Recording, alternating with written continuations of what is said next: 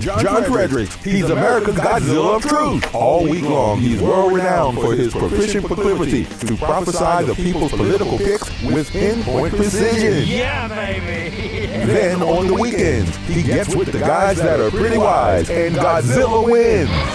Godzilla Wins, the sports picking show for winning dough. Money lines, parlays, over-under, the best plays. You choose the game, Godzilla picks the winners. Get expert analysis, exclusive insights, and have a little fun. When the game is on your mind and money's on the line, Godzilla Wins is your guide to picking winners. Godzilla Wins, on the screens of your TV and favorite devices, commanding radio airwaves far and wide. Before you make that play, hear what the Godzilla crew has to say. Presented by WestVirginiaSportsNation.com, it's time for Godzilla Wins, all across the John Fredericks Media Network. Oh yeah. For entertainment purposes only.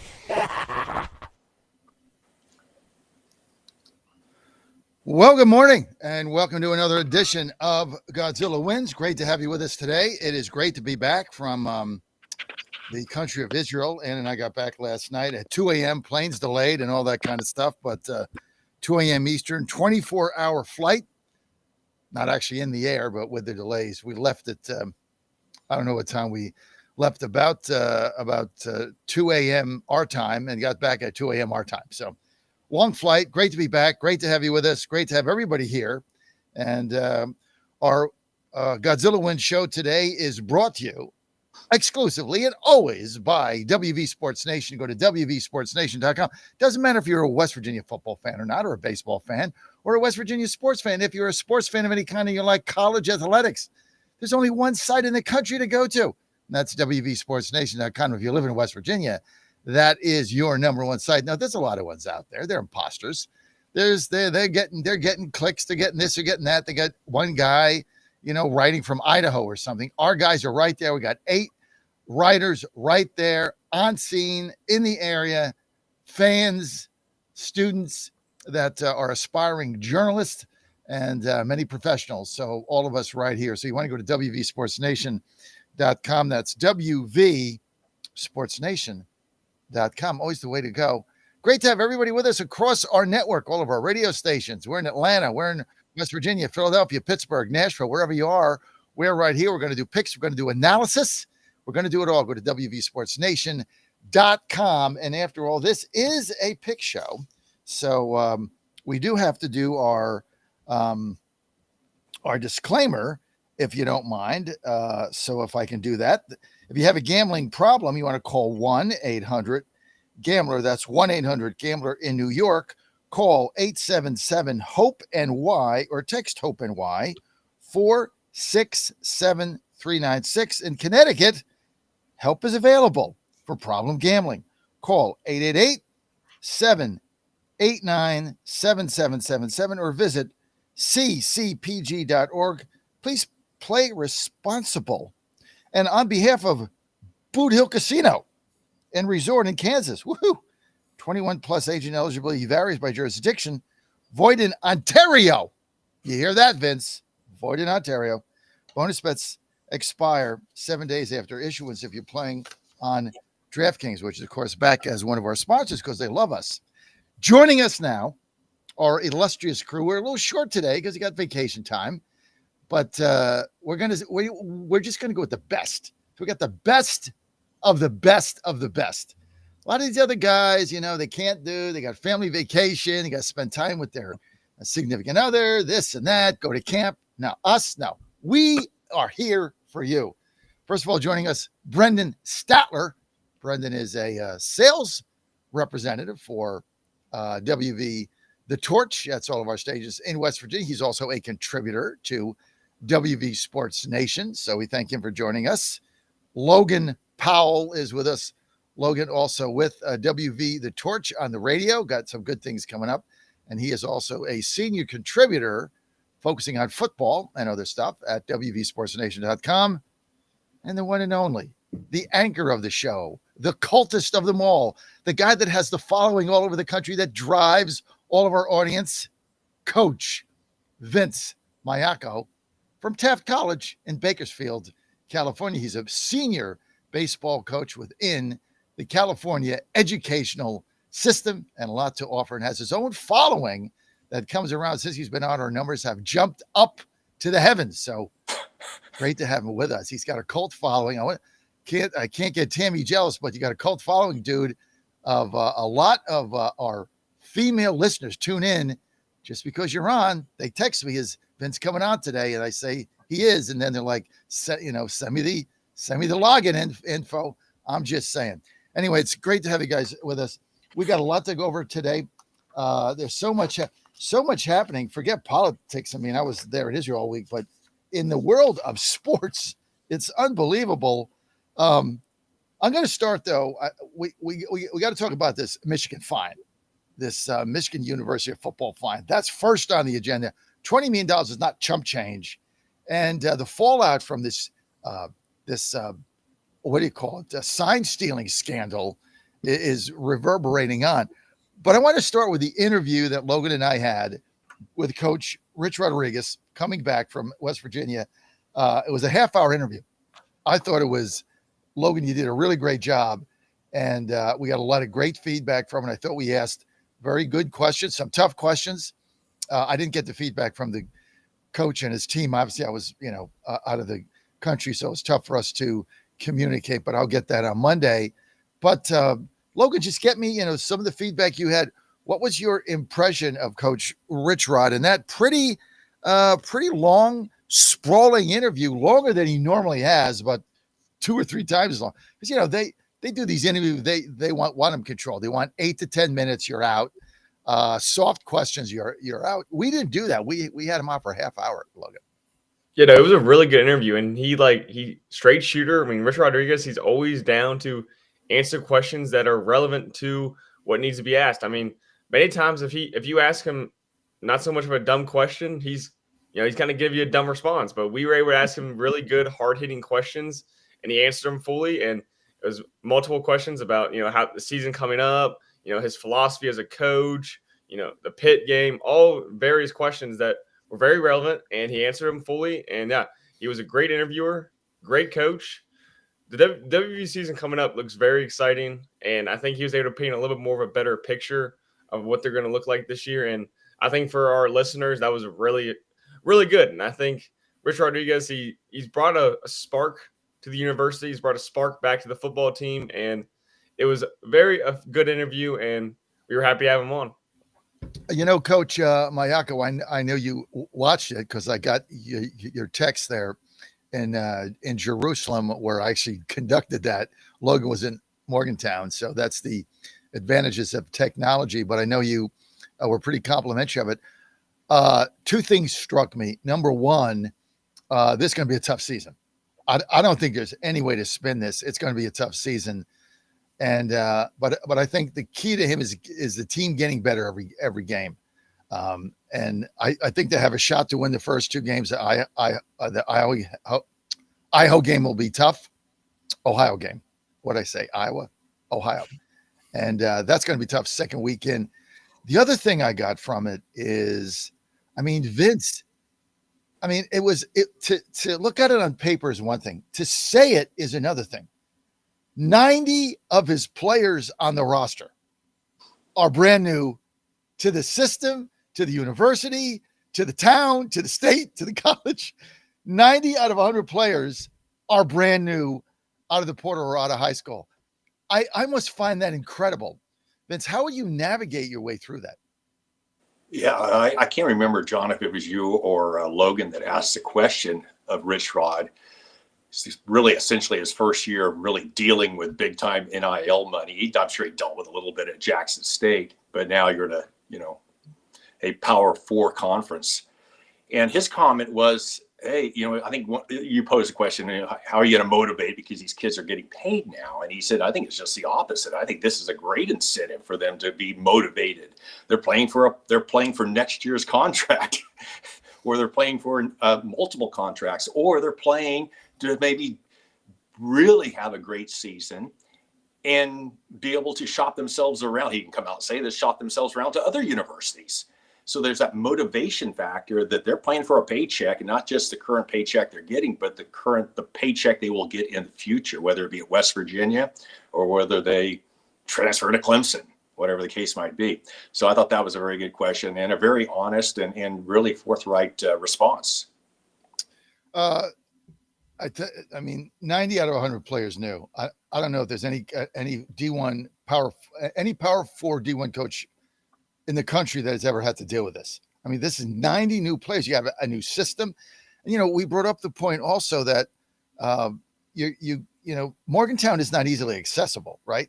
I mean, it's just not like, you know, I'm going to fly in from Kansas. No, you got to go to Pittsburgh. Then you got to get a car. Then you got to drive there. It's an hour and 20 minutes. Then you got to park. It's not like you go to campus and everything is there. Everything is sprawled out. So campus is here. Football stadium is there. Baseball stadium is there. Coliseum is here. Everything is spread out around town. So it's a very different atmosphere. Like when I took Joe and I went to Maryland, we had been there a couple of times, obviously, when he played travel ball. But last week, he finally got back from WCL. And so I said, hey, you know, why don't we go to the stadium so I can show you how to go on the metro, you know, the silver line, blue line, orange line, whatever. You know, so we get there and you get off the metro, you take the shuttle bus, drops you off at the stadium. It's in the middle of the campus. Baseball stadium, middle of the campus. Football stadium, middle of the campus. Basketball coliseum, middle of the campus. Here's the campus, they're all in the middle. West Virginia, it's all spread out. So the differences that these people have to deal with, these kids have to deal with, Logan's a Mets. Yeah, no, Morgantown's a difficult city to navigate. I mean, not to mention it's all uphill. You're either going uphill or downhill. So, and it's all spread out. So, I mean, it also takes a certain type of player, I would say, to play under Rich Rod, but also play for the city of Morgantown. I mean, the city of Morgantown loves their Mountaineers, really the whole state, because this is the pro team. WVU Mountaineers are the pro team for the state of West Virginia because there's no professional sports team. So all eyes, besides Huntington, West Virginia, all eyes are on Morgantown, West Virginia, and the Mountaineers. So playing for the state, playing for the school is tough. And then especially coupling that with Rich Rod, he's someone who's going to demand hard edge, toughness, excellence every single day. And that's not easy to play for, especially in today's day and age. I mean, he's noted, you know, during multiple press conferences, like he would say that the players these days are softer than they were 20 years ago. So I would say, I mean, it's tough. I mean, when you have, I mean, like it's like 73 brand new players and then up to 90 and add like 15 to 18 players that didn't start last year at all. Like for WVU, there's not a single starter on the defense that started last year. Just put that in mind. Like this is a completely new team. And for Rich Rodriguez's first year, the type of coach he is, the type of, you know, culture he wants to instill, it's going to be tough. I mean, it's not going to be easy to instill in the first year, especially with the schedule that they have, which is a tough one. I mean, the second game's against Ohio, at Ohio, that's going to be tough. And then you follow it up with the backyard brawl. So I think overall it's not an ideal, you know, start to his second tenure, but I think with Rich Rodriguez, he's going to get better each week. The team is going to get better each week. And I think they're just going to continue to grow and develop and really grow into that mindset of their head coach. Brandon Stouter, we're going to ask you this $64,000 question and then go around the room. How many games, not would you like them to win, how many games do you think they're going to win this year? That is the $1 million question because it is a brand new team. It's hard to say. I think they're going to be much better than they were last year. I mean, they certainly can't get any worse than they were last year. That's why we've seen such the turnover from last year. I think that they win at least half of their games. They very well may finish with a winning season. I don't know if they get into postseason contention. I don't know if my expectations are that high for this team, but I think they're certainly going to be watchable and there's going to be excitement around the team going forward. Vince? Let's put the over under at 5. I exactly agree with that. I'm going to bet 5. I think they win 5 games. I think 5 games or more. I asked him the question, define success this season. And, you know, he gave the coach answer. In fact, the only question we asked that I thought he gave the coach answer, you know, that's on like Wikipedia, how to answer football coach questions 101. He answered that, you know, with his standard stump speech, which is, you know, the goal of course is to win the conference, get into the division, blah, blah, blah. Look, This team wins 5 games, and they win a couple conference games, and they win a couple games at home, and they win these opening 2 games. Maybe they win the Pitt game. They win 2 other games. It is a tremendously successful season. Logan? So that's actually funny you guys that question, John, because just the other night I was going through the schedule and really making my predictions for the season. A couple weeks before the season starts, it's about time for that. I would say, honestly, you're looking at a 6-6 team at best. I would say they might be able to hit the 7-win mark, but you just have some really tough games, especially at the end of the schedule. You got Arizona State away. That's a loss. And you got followed up at the last game of the year against Texas Tech. It's home, but Texas Tech's really good this year. And then you sprinkle in the Pitt game, which Pitt's really good with Eli Holstein in his second year. You're going to Kansas, and they're building this new stadium. They got all this new money. Jalen Daniels, I think, is still on the team somehow. I think he's been in college for like 6-7 years now. You go to UCF, which is always tough. It's far away. So I don't know. I think this is a tough schedule, and it's a brand new team. And I don't love the quarterback situation with West Virginia. And, brand new coach, whole new coaching staff. I just don't see this being a team that can win 7-8 games. I know the state, I think they want them to, obviously, and I think they believe that, Rich Rod's aura and, what he brought to the team 20 years ago can do that. I think he will be able to do that eventually, but in this first year, that's just not going to happen. Yeah, and people need to remember that it is a whole new team, as we said, to set such high expectations that all of a sudden this team is going to, get 7-8 wins, whatever, and they're going to go into the playoffs the first year. I mean, it's unrealistic. Look, if they win 5 games, to me, it is a tremendously successful. I'll define success in 2 ways, right? They win 5 games, tremendously successful season. Secondly, in the second half of the Pitt game, when they go in the locker room for the second half, they're in the game. I'm not saying they have to win it, but in a scenario like we had on Penn State, where you get to the half, you had all that hype, you get to the half, the game was over. If they can get into that locker room, down by a score, down by 10, down by 9, maybe ahead, tie, that is going to hopefully define their season. What you don't want to see is lose to Ohio, which I think is the most dangerous game early, and then you come home with Pitt, you get blown out. Now, the fickle fans come out, the boo birds come out, and all that. I think if they can make Pitt a competitive game, I think we'll be all right. Yeah, John, if that happens, if you lose to Ohio and then you get blown out by Pitt, that's not a good look. That's not a good look. Then you're going from, okay, maybe 6 wins to, okay, let's get 4. Let's hope that does not happen. But yeah, Ohio is a trap game through and through. That's like one of the trappiest of trap games. And then followed up with Pitt. I mean, that's a tough duo of games. I mean, Pitt, their defense got a lot better, and they were able to retain Desmond Reed at running back and also Eli Holstein at quarterback. And I'm very high on Eli Holstein. I was high on him last year. Continue to be high on him. I think he's a future first-round draft pick. So I think that's going to be a tough game. But the Mountaineer faithful are going to be rocking that game. So I think that's one of those games I can see you going 50-50. But overall for the season, just get in the second half the game. Get in the second half and then allow the fan base. Yeah, I mean, look, keep the fan base in it. Like, I mean, if you go to that Penn State game last season, which we were there. Remember, ESPN came and everything. I mean, you get the second half. Of course, we had the storm, the thunderstorm, the lightning, or something.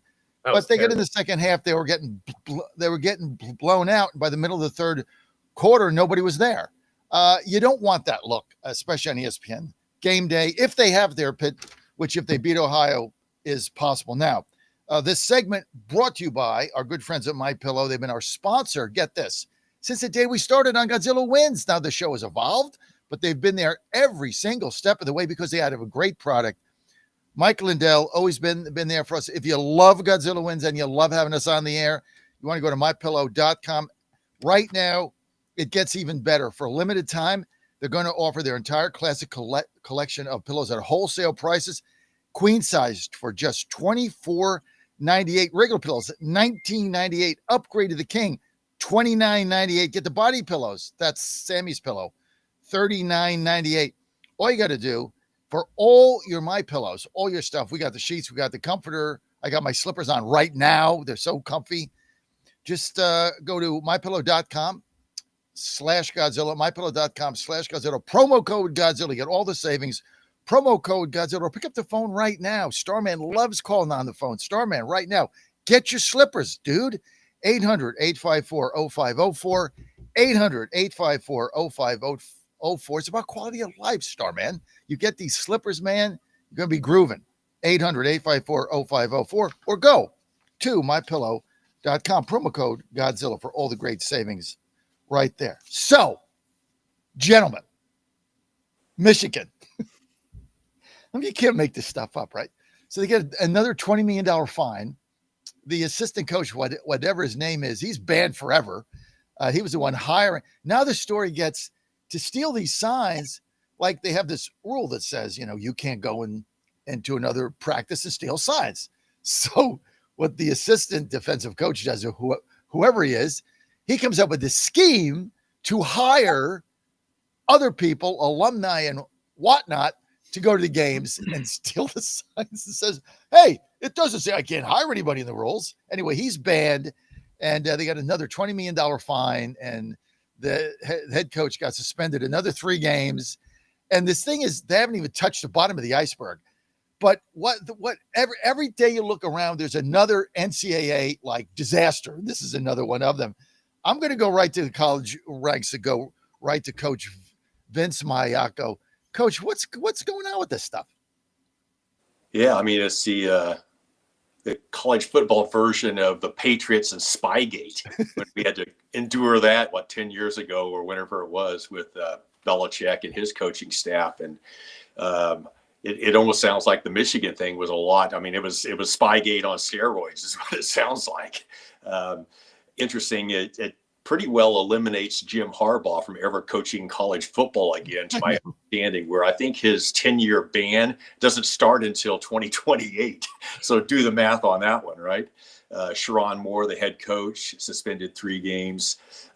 Initially when I saw this, it said a $50,000 fine, but where the NC2A is really going to get Michigan is in what they accumulate. I think they have 10% of all scholarships for this year and next year.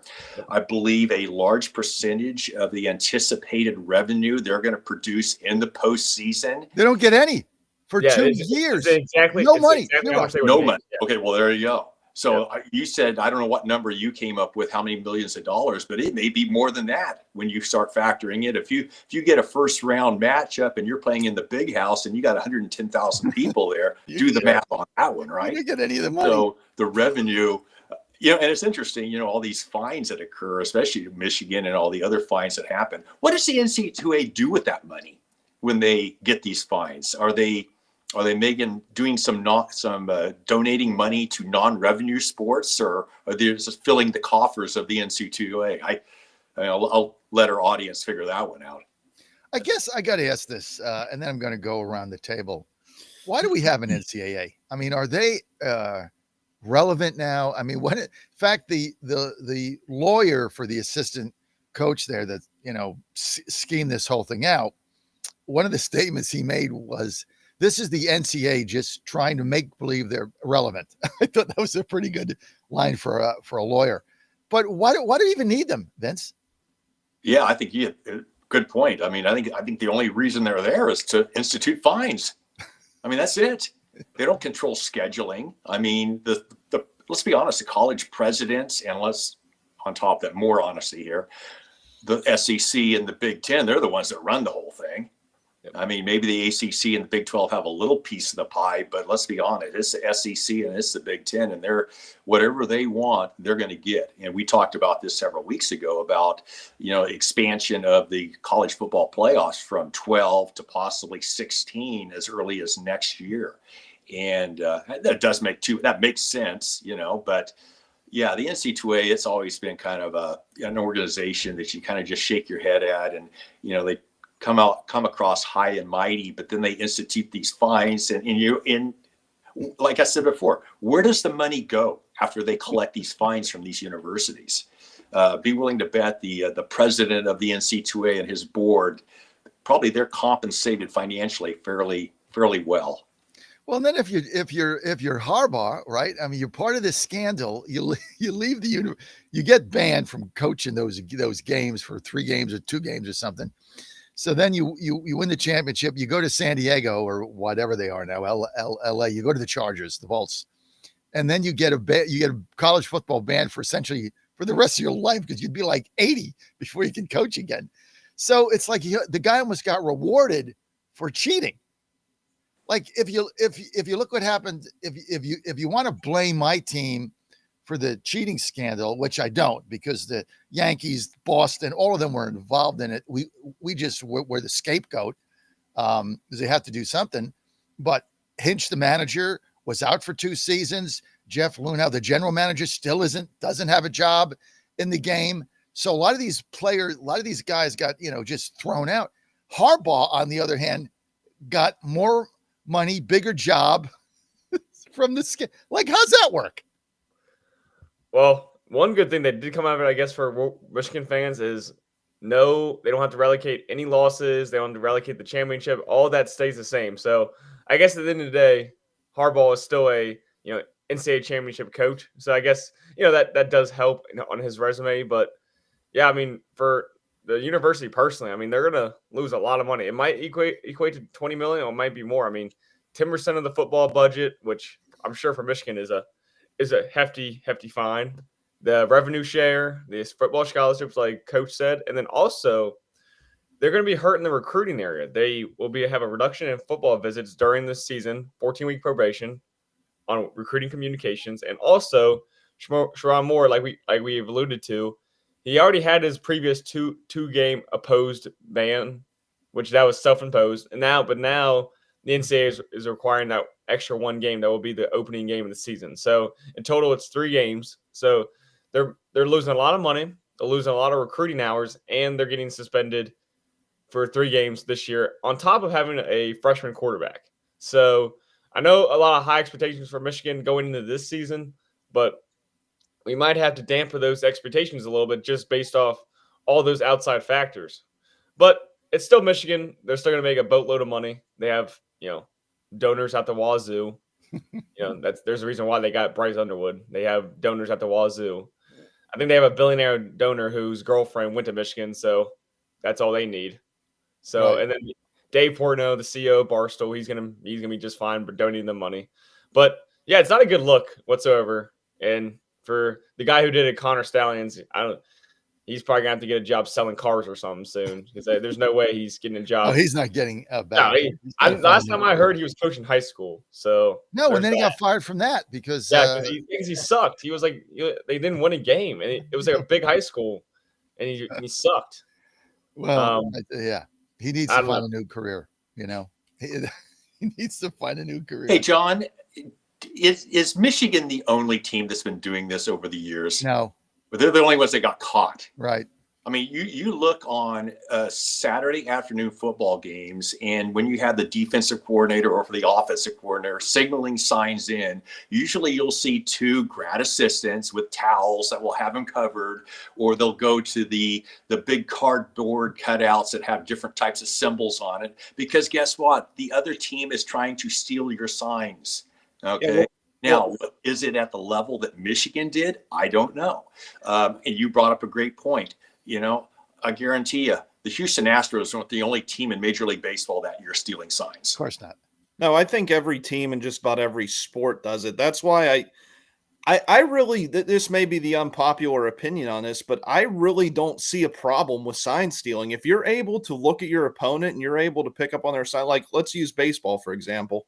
If you're looking at the opposing pitcher and you notice that he, tugs at his left shoulder every time and he happens to throw a fastball, why can't you use that to your advantage? I mean, I understand it's in the rule book, but it just seems ridiculous the amount of penalties you get that Michigan got for this. I don't see a problem. Yeah, but Brandon, the problem is what's the coach's name, Logan, that went there?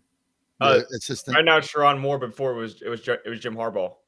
No, but I mean the assistant. Connor Stallions. Connor Stallions. Yeah, Connor Stallions when he did it. No, Connor Stallions. So the real problem here is it got so blatant that he actually got credentials and went on the Central Michigan sideline during a game. That, I think, is what the NCAA couldn't take. I mean, how the guy got down, he got on their sideline. I mean, he was a coach for an opposing team with a game in a week or two, and he's on there. During a game, he's roaming around their sidelines. Like, how the hell did he get there? I think he got so arrogant and so blatant over it. I think that's what nailed him, guys. He said he admitted to throwing his phone in a pond when it was all going down to try and avoid evidence. Yeah, so clearly he had a lot to hide. And I think, there's one thing, like Brandon was saying, in baseball, if a pitcher has a tell, like he rubs his nose, he's about to throw a curveball. That's one thing, picking up on that.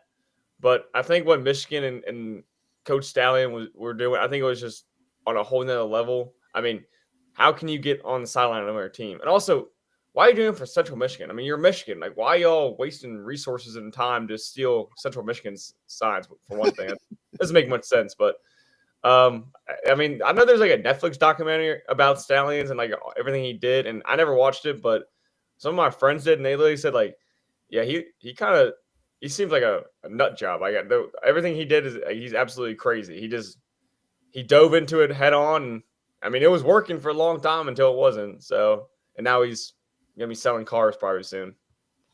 All right. Well, now let's keep with NCAA and college football news. Rule changes.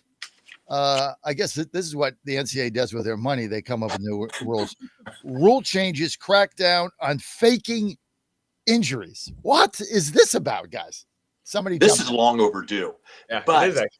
The punishment just makes no sense at all. I think it's either they lose a timeout or they get a 5-yard penalty. But how's a referee to determine whether it's a fake injury or not? This is a lawsuit waiting to happen. Okay, you can say, hey, whatever, it could be a neck injury. Here's what I've always agreed that there needs to be something done about this, especially when you have these high tempo offenses that will just, as soon as the ball is placed there at the line of scrimmage and they're ready to run their next play. And obviously the purpose of that is wearing down the defense. And I've always thought this, and I remember a lot of teams that over recent years have faked injuries to slow the pace down so they can gather their breath. Any injury that happens, here's my thought on this. Any injury that happens on either side of the ball, that player is out for the entire series of downs. To me, that's the simplest fix. If he's hurt, guess what? He needs that time. If he faked the injury, well, that's the price you pay when you fake an injury. Is you're not going to be back on the field until the next set of down, or not next possession, let's say. So you want not the next set of downs, you want the next possession. Yeah, next possession. If you're a defensive back or like a linebacker, the other team's got a 2nd and 8 or something. You fake an injury, they're in their own 35. You're out until they punt the football or score the offense. I don't mind that at all. See, I love that rule. That's easy. Yeah, I don't mind that at all. And that takes the pressure off the referees making the decision: was it fake or was it real? Yeah, if you're truly hurt, I mean, you need more than just one play. Yeah. Like now the new rule is if you present yourself as injured, you have to set out at least one play, and the team is charged a timeout. And I think if you're truly hurt, one play ain't much. It's just not enough. I love what Vince is doing because I think that stops the fake injuries. So, look, that's why we have Coach Vince here, other than he's got all the ladies watching him, is that he comes up with the best ideas. Vince, what about this? Let's get to Kansas receiving this $300 million. What do you think about that? Yeah, you know what? I don't know that much about it, but we do know that Kansas has a beautiful facility now that they've been working on the last couple of years. And now, is this money going to the entire athletic department, or is it being specified for just football? So it's $300 million from their alumni David Booth, and $75 million of it is going to go to the second phase of their stadium renovation, which is going to include a hotel, student housing, a shopping district, an outside pavilion, all kinds of things, just in their stadium. And this renovation started back in like 2020, I think, somewhere along that time. And like last year, the Jayhawks they were not playing in their stadium because it was still renovating. And then, so phase 1 will be done by the time of this season. And then they'll start phase 2 with this money after next season. And then the rest of it is just going to go towards all of athletics in terms of like, every single year, just making sure you have enough money in those departments. But I'll say a good portion will go to football, obviously, but also basketball, because we can't forget that Kansas is one of the better basketball. But look, Brendan, who's to stop a donor from giving money to the university and specifying where he wants it to go? This is not like he's giving like $1 million to a player. Right. He's donating. This guy's obviously a billionaire, and he went to Kansas, and he wants to give back to the university and have a legacy, have the stadium named after him and his wife or whatever. Yeah. And so he gives $300 million in order to upgrade the facilities at the stadium. Look, in West Virginia, the owner of the Arizona Diamondbacks that went to West Virginia, Ken Kendrick, basically donated the money to build their beautiful baseball stadium, donated the money to build that beautiful state-of-the-art Wake Forest image pitching facility there and batting facility. So he didn't say, well, I'm going to give you $100 million, do whatever you want with it. He said, no, it's going to be for the baseball stadium. It's going to be the baseball operation because I played there. I don't see how you stop somebody from giving their own money away. No, I don't either, especially since it's a donation. It's an alumni giving a donation to, their school when they want the certain facilities upgraded. I don't see how they're able to do anything with the money other than what he says he wants the money to go to. I don't see any way around that. If he says it's for the football stadium, it goes to the football stadium. If he says it's for the football stadium and the basketball stadium, then those are the only two venues that money goes to, in my opinion. Hey, gentlemen, let's be honest. Phil Knight at the University of Oregon has been doing this for years. And he's obviously the CEO of Nike. And he's, you look at Asa Stadium, I think the basketball arena that was built maybe 5-6 years ago is named after Phil Knight's son. So it's been going on for years. T. Boone Pickett's legendary contributor to Oklahoma State, named a stadium after him. I don't see anything controversial about this at all. It's been going on for years. Okay. And rightly so. If you have rich alumni that want to donate to the program, to this university, to the medical department, whatever the case might be, it's their money. Do it. Absolutely. Yeah.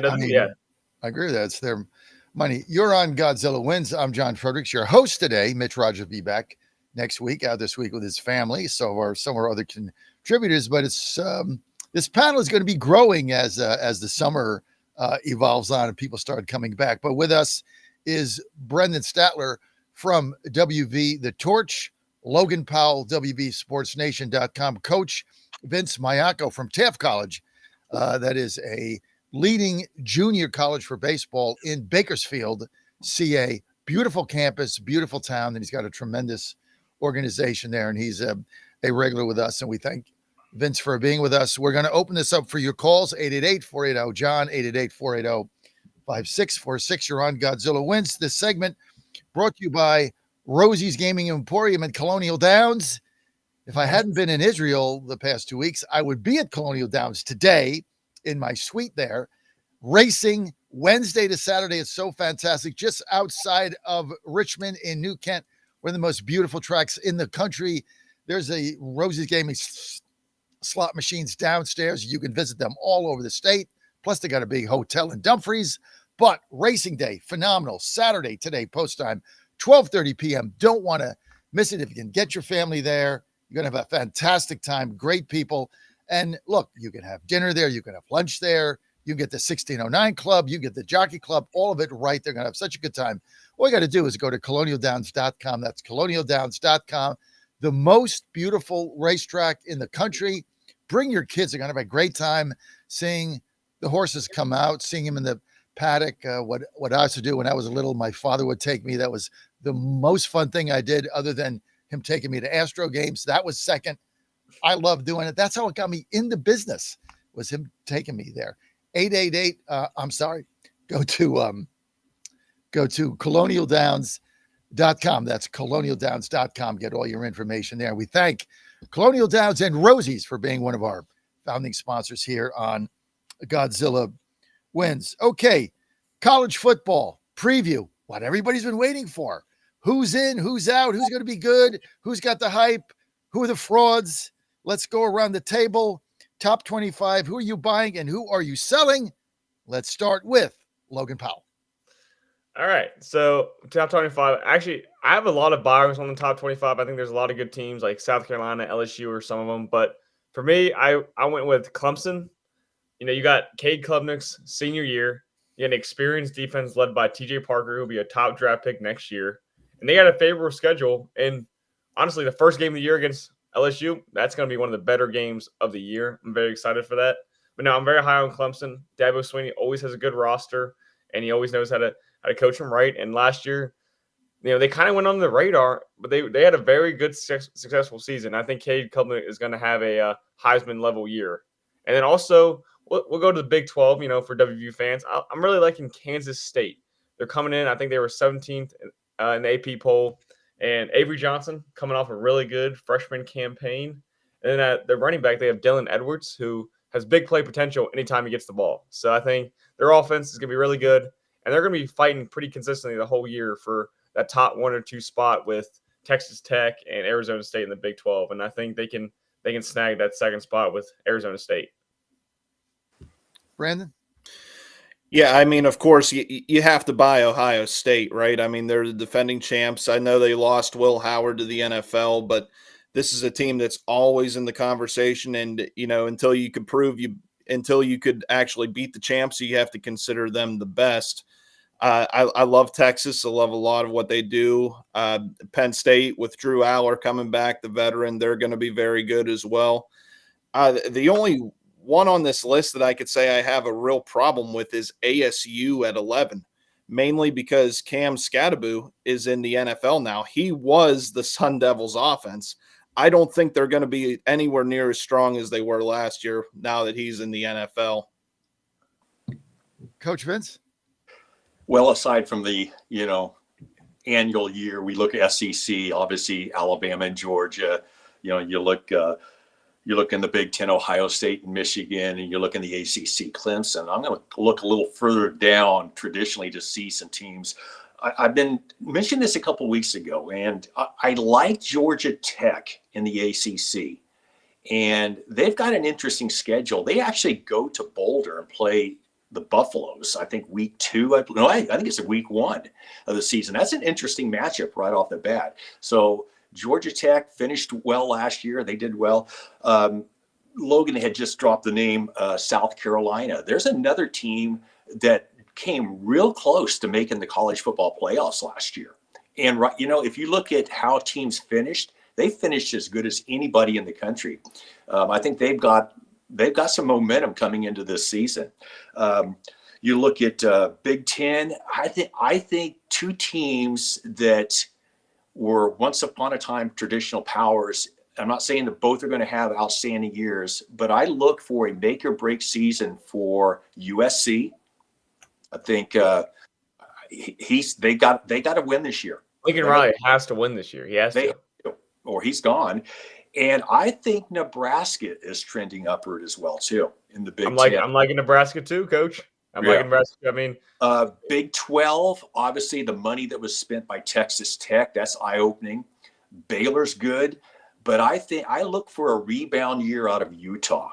Utah's over the last 10 years, they've been, really good, and they had some setbacks last year, but I look for a bounce back year out of Utah.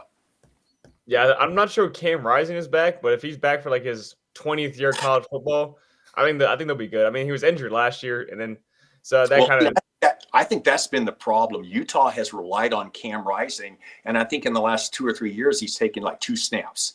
Yeah. And my understanding, he's no longer part of the program. Okay. And they've got a new quarterback in there, and I think that's for the betterment. I mean, yeah, they got a good coach too in Whittingham. Oh, yeah, really he's as good as any coach in the country.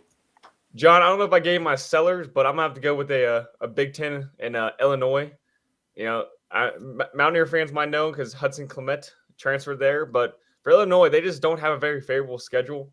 They play away to Washington, they play Ohio State, they're at Indiana, and at Duke as well. That's a tough matchup. So I don't like their offense. I mean, Hudson Clement looks like their best receiver, and for Mountaineer fans, I mean, he was good, but he wasn't the guy last year. So if Hudson Clement has to be the guy for Illinois' offense, I'm not a big fan of that offense. So I think in terms of sellers in the top 25, I would definitely have to go with Illinois.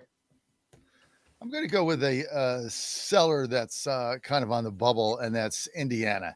They had that great season last year. Then they got into the playoffs and they got absolutely smoked. So they got exposed. So I don't see them having anywhere near the kind of season that they had. The other team I'm very nervous about is Clemson, because Debo Sweeney has refused to go to the portal. I mean, he's refused to do it, and he's not going to do it. And it's tough here as a host because I root for the guy because he's counter everything. I mean, the guy has countered the whole NCAA. He's the only person who says, I'm just not going to do that. You come here, you play for me, you're going to get an education. You're going to work hard. It's going to mean something. I'm not going to go in a portal. I'm going to develop you to be better. He's the only guy in the country doing that. And it's like, okay, at what point does that get overwhelmed? So I'm concerned about that, but I'm rooting for him. 2 teams out of the top 25 I'm buying up. There's 2 coaches. I'm buying up Colorado. This guy, Deion Sanders, wherever he's gone, name anywhere he didn't win. Whether as a player or a coach, all he does is win and beat all the expectations. So I'm going to buy up Colorado, and I'm going to buy up Ole Miss. Yeah, Jackson Dart is gone. Lane Kiffin will find five other guys. He's got a new quarterback in there. His system is one of the best offensive systems in college football. He's a great coach with a great staff, and they have enough money to compete. So I like Ole Miss. Yeah, Vince, Coach Michael, you mentioned Nebraska, and I like that pick. They have returning quarterback Dylan Raiola, and also returning offensive coordinator, former head coach WVU Dana Holgorsen, and both of them in the offseason they were up in the air if they were returning, because I don't think a lot of people know Nebraska. They had a pretty bad season to start last year, but they ended really well with a bowl win. And after that, both Raiola and Holgorsen were getting a lot of calls from various schools for head coaching jobs and also starting quarterback jobs. But they both agreed to stay together. And Holgorsen, who's normally an air raid system coach, he has adopted their previous scheme's terminology to better suit Raiola and his development as a quarterback. So I'm really high on Nebraska too. I think they're going to be a pretty good team. And for Matt Rule, he when he showed up, he kind of had that stigma that he could turn programs around, pretty quickly. And he has. Well, he didn't turn around. He didn't turn around Charlotte. He was horrible. Well, yeah, they're still horrible. They're still horrible. He was pathetic. Yeah. I'm not a fan of his guys. And still has divisions, right? They have an East and a West in the Big Ten. Yeah. And let's be honest, the West is winnable. Right. Yeah. The East is the juggernaut with Michigan, Ohio State, and Penn State. So, I mean, I don't think that's exaggerating at all, thinking that Nebraska can't compete for a Western Division title in the Big Ten. And if they do that, I think you're right. They're probably in the playoffs. So I want to get back to my Debo Sweeney here, narrative. I mean, you got to, as an old school guy like me, you've got to love what he's doing. I mean, you just love what he's doing. And he's just sticking with it. I mean, he's just sticking with it. And if it fails, it's going to set Clemson back for, I don't know, a decade, right? He refuses to go in the portal and get anybody. And he refuses this whole thing. And he's like, I'm going to develop my players. It's about an education. You got to keep your grades up. I'm not going to play this game. And you got off to a tough start last year. That one game, I guess it was Georgia, where he got blown out. But then they started winning games again with the players that he developed from high school. He's still out going to high school. I mean, you think about recruiting, Vince, back before this whole portal NIL thing. I mean, all recruiting is you went into people's homes. You went in their living rooms, you went in their kitchens, you talked to their parents. They entrusted their child, their son, their daughter to you as a coach. You sent them there. You got whatever scholarship you got, and that was it. And then they, try to develop them and do the best they could. Now it's you don't even meet these guys until they come to your campus. How long can Debo Sweeney do this and survive? I tell you, he might be onto something here because it's so different than everybody else, where he can go into a high school kid's house, say, hey, listen, we don't go into the portal. Okay. We're going to invest a ton of money in you in NIL money, and we're going to develop you. And you're not going to be looking over your shoulder wondering, is coach bringing in a transfer from Alabama next year? I think there can be a selling point on that. I really do. And you can front load the money. You can sign a kid if you're recruiting a kid out of high school as opposed to dipping into the portal. You can give them a 3-year contract as opposed to a 1-year contract that Rich Rod is having to deal with at West Virginia. And plus, let's be honest, man, Clemson has they've got some history on their side. I mean, they're for about a 6, 7, 8-year span. It was like, okay, it's going to be Clemson and Alabama playing for the national title. Right. Okay. And that's not too far off. I mean, just several years ago, we were talking about that. I think Dabo Sweeney he's going to go, he's the captain of the ship, and whether it flies or not, but I like that. I think that can work. It can absolutely work. Clemson has 4 transfers coming in, 4, and the Mountaineers have 73. That is insane. That's a crazy difference. And I think one reason why Clemson can do that and why Dabo Sweeney can do that is because it is Clemson.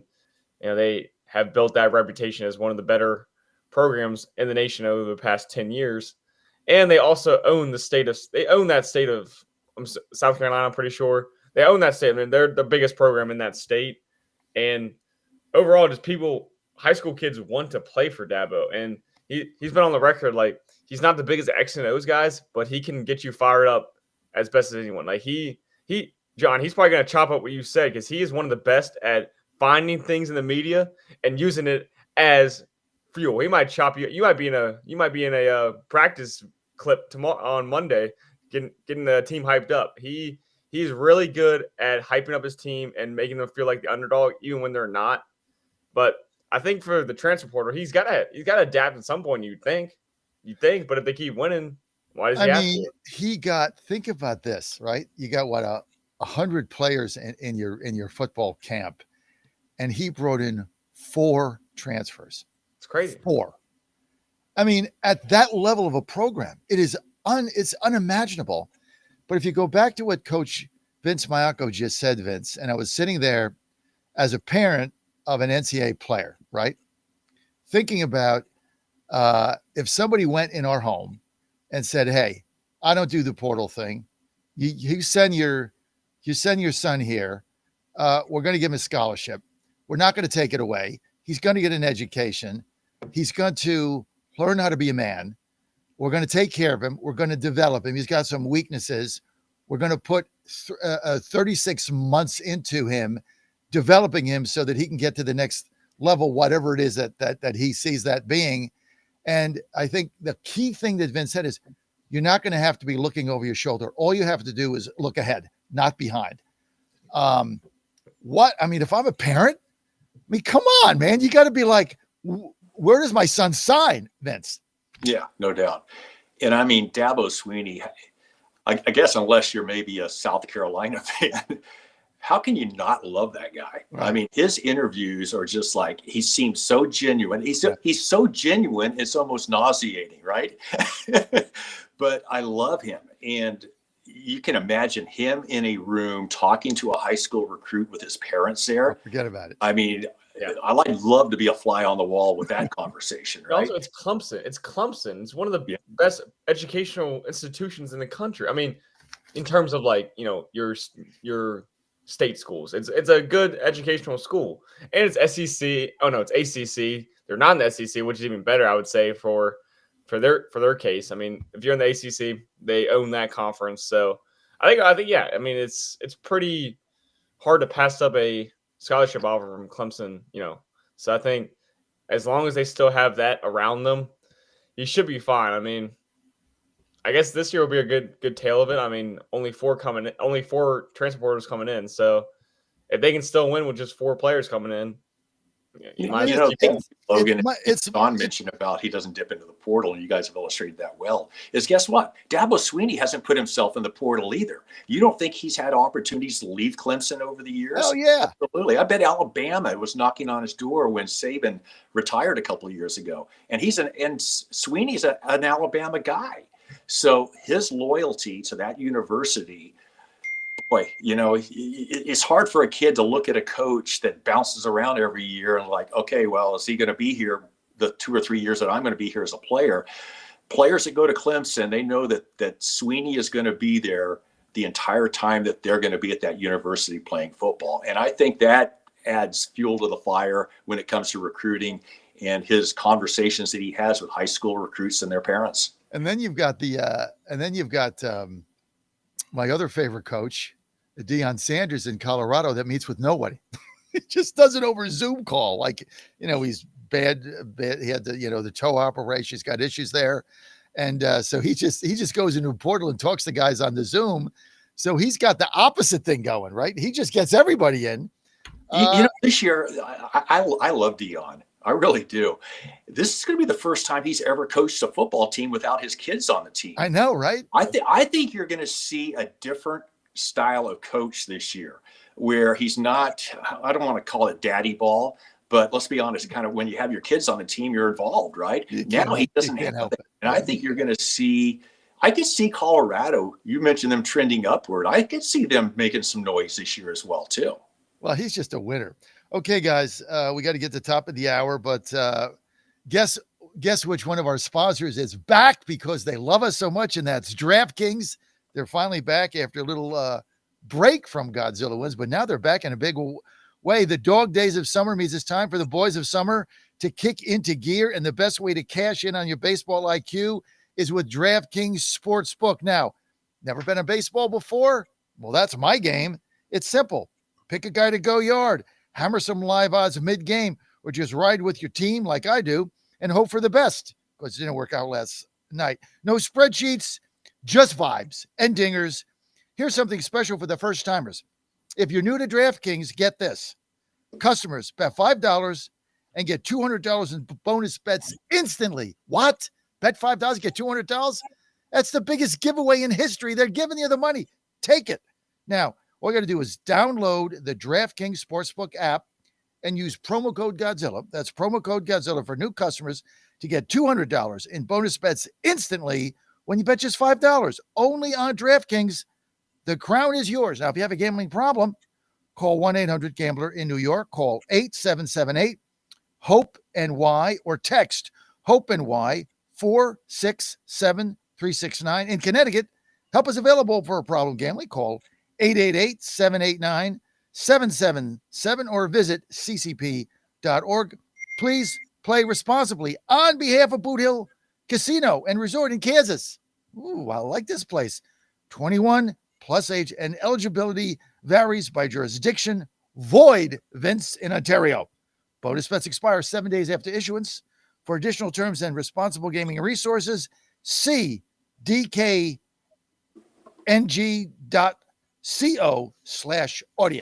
This segment brought to you by our good friends at DraftKings, of which I was able to bet a game last night because I was finally got back in the States before the San Francisco game at 10 o'clock. So I bet the Giants minus 125. They lose again. Why are you betting the Giants? Because I'm an idiot. Okay, I'm too stupid to have a job. That's why I bet the Giants. Because I like their pitcher. I figure eventually they got to win a game, right? They lost 5 in a row. Now they lose 6 in a row. They're at home. The Giants scored more runs last night. They had the last week, and they still lose. They still lose, right? Devers is a cancer. I'm in usually the whole week. Obviously, you can't bet. You can't bet on the plane. You can't bet when you're there. I finally get back. I got to what time is it? I got to go. I get to Washington D.C. or wherever we were. I think we flew in the EWR Newark, and I'm like, oh, just it's 10-10. I still got time to bet. Let's bet the Giants. Gone, but I gamble responsibly, and that's the key. Go to DraftKings.com, promo code Godzilla. Download their app. Bet 5, win 200 in free bets instantly. I love it. We're going to be right back with a panel and your calls. 888-480-JOHN.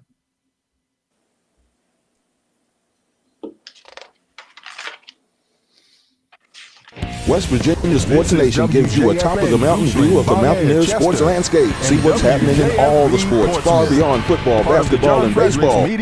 West Virginia Sports Nation gives you a top-of-the-mountain view of the Mountaineers sports landscape. See what's happening in all the sports, far beyond football, basketball, and baseball. Gymnastics, track and field, rowing, swimming and diving, golf, volleyball, tennis. More sports, more stories. If the Mountaineers play the game, WVSportsNation.com has it covered. Up-to-date and insightful articles written by Mountaineers for Mountaineers Nation. WVSportsNation.com. WVSportsNation.com. WVSportsNation.com.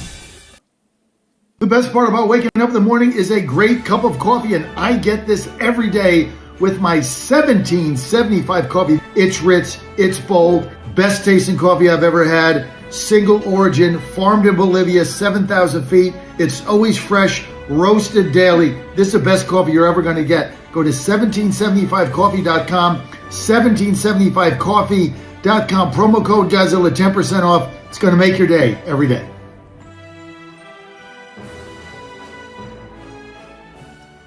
You woke up with a sore throat and a low-grade fever. You know you are getting sick, so here's your choices. You can get sicker and miss work. Try to see a doctor this week or sit hours in a crowded waiting room at urgent care. I have a smarter option for you. Open your medical emergency kit. Match your symptoms to doctor-recommended prescription in your booklet and take the right meds now and get well faster. This is not a first aid kit. It's like having an urgent care in your home. It includes doctor-prescribed medications to treat over 39 medical issues like respiratory infections, strep throat, pneumonia, UTIs, and more. No waiting to see the doctor and no standing in line at the pharmacy. It's right here. Every home should have at least one medical emergency kit, and here's how to order. Order online fast and save $45. Your kit with prescriptions to treat common and life-saving illnesses is rushed to your door. Visit twc.health/Godzilla. Promo code Godzilla. That's twc.health/Godzilla. Promo code Godzilla. John Fredericks, your Godzilla of truth, fiercely independent. No ties to Wall Street. I promote Main Street. The John Fredericks Media Network, privately owned and operated, on top of the issues on air and online. Trucking the truth every day for 14 years. The John Fredericks Show drives your morning, weekdays 6 to 10 a.m. Eastern. The only independent White House correspondent with live reports from the White House. Hit JohnFredericksRadio.com. Watch at JFMN.tv. John Fredericks, your Godzilla of truth. Who's going to stop me now? Nobody. Did you know that somebody could literally steal your house? Yeah, that is a thing that happens. It is when a criminal forges your signature on one document, uses one fake notary stamp, and then spends about $30, $40 with the county recorder. They then take out loans using your home equity as collateral. And the worst part of it is, you don't even know it's happening until you start getting collections and foreclosure notices. Most people don't check on their home title because why would you feel like you needed to? But this right here is why you need to use Home Title Lock. They have a $1 million triple lock protection that helps keep your home and equity safe. It includes 24/7 monitoring with protection immediately, urgent alerts in case there's any changes in your title. Then if fraud does happen, they have a US-based restoration team that will spend up to $1 million to fix the fraud and restore your title. Find out if you're already a victim. Go to HomeTitleLock.com now. John Fredericks, he's America's Godzilla of truth. All week long, he's world-renowned for his proficient proclivity to prophesy the people's political picks with pinpoint precision. Yeah, baby. Then, on the weekends, he gets with the guys that are pretty wise, and Godzilla wins. Godzilla Wins, the sports picking show for winning dough. Money lines, parlays, over-under, the best plays. You choose the game, Godzilla picks the winners. Get expert analysis, exclusive insights, and have a little fun. When the game is on your mind and money's on the line, Godzilla Wins is your guide to picking winners. Godzilla Wins, on the screens of your TV and favorite devices, commanding radio airwaves far and wide. Before you make that play, hear what the Godzilla crew has to say. Presented by WestVirginiaSportsNation.com, it's time for Godzilla Wins, all across the John Fredericks Media Network. Oh yeah. For entertainment purposes only. Welcome back to Godzilla Wins. I'm John Frederickson. I am your host today. Filling in for Mitch Rogers will be back next week, God willing. Our panel, Brendan Statler, WVSportsNation.com and WVTheTorch.com. You can reach him there. Logan Powell, who interviewed Coach Rich Rudd with me. By the way, Logan, you did a super job. Thank you. Look forward to continuing to work with you in the future as we move forward. So thank you so much, Logan Powell. And also with WVSportsNation.com, Coach Vince Mayako. Coach Vince, a noted veteran, very successful baseball, high-level JUCO coach at Taft College in Bakersfield, is with us. So, Coach Vince, we thank you for your contributions and for being with us. We understand, Coach, as we go to football here, we understand that your brother is a long-term, 3-decade beat writer for the San Francisco 49ers, and we understand that he's soon to be joining our show. True or false, Vince? Yeah, you guys name the Saturday we want to bring him. I don't think we can bring him in for the full 2 hours, maybe dedicate a block or two to him. But my brother Matt, who's been a beat writer for the 49ers for over 30 years, is also one of only 64 members of the press to vote for the Hall of Fame, the NFL Hall of Fame. Wrote several books. If you want not just information on the 49ers, but the NFC West, and you got your fantasy football, he's a good person to follow on X. All right, Matt Mayako. I'm going to tell my son, Jack, from Arizona State, that runs this operation, that we need to get Matt Mayako on. But anyway, it's good to have all you guys with us today. We're going to transfer to football. Before we get to various teams and various divisions and what we see uptown, sideways, ESPN NFL did a survey with retirees from NFL. And what they were getting at is the danger of the game, the long-term injuries, obviously stemming from the high school football player that drove to New York City because he couldn't get medical care, attempted to go to the NFL office and shoot everybody up, and that whole thing, which is still playing out, obviously mental illness. And they had a couple survey things that come out. Number one, the overwhelming majority of NFL retirees said they would play again. That was number one. So I think ESPN might have been looking for a different answer for that. They didn't get it. Second was the kind of the physical and mental toll of the NFL, how tough it is to play. And then Black NFL vets reporting more disability and dementia. Don't really know what race has got to do with it, but that's what they were saying. And then the veterans splitting on whether or not there should be Pop Warner youth football tackle, right? That maybe you should wait to at least get to the middle school level, or maybe it's to 8th grade or something. Let's open this up, and then we'll get to the individual leagues here. Reading that survey, Brendan Statler, what was your overall reaction to that? I can't say I was really surprised by the answer that the majority of the retired players say they would play again, because for one, a lot of them, I believe, have a love for the game. That's what they did their whole lives, but it was also their livelihood. They were able to take care of their families by playing football, send their kids to good schools, so on and so forth. So, if you have an opportunity to do something you love and you're getting paid very well for it, I mean, you're going to do it again, despite the physical and mental toll of it. I mean, certainly back in '88, which is, what they polled these players, they played around the '88 season. They didn't know the severity of concussions to the extent that we know today. But certainly everybody knew certain risks at the time. I mean, anytime you're playing a sport where you're constantly banging heads, I mean, that's not a good long-term effect. They knew that at least, but I can't say I'm surprised about it. The only thing I was really confused on going through the entire survey was what you mentioned earlier, John, was how Black players were more susceptible and had worse outcomes than white players. I don't know what race has to do with it either, but other than that segment of it, I can't say I'm surprised by the results. Vince. Well, it's obviously the CTE and everything that we know now that we didn't know, 20, 25 years ago. I think in our little text thread that we had going on the other day, I mentioned this documentary that PBS, okay, but it was a good one. Frontline did a good one on the League of Denial, where I think that was right after, I believe, Junior Seau had committed suicide.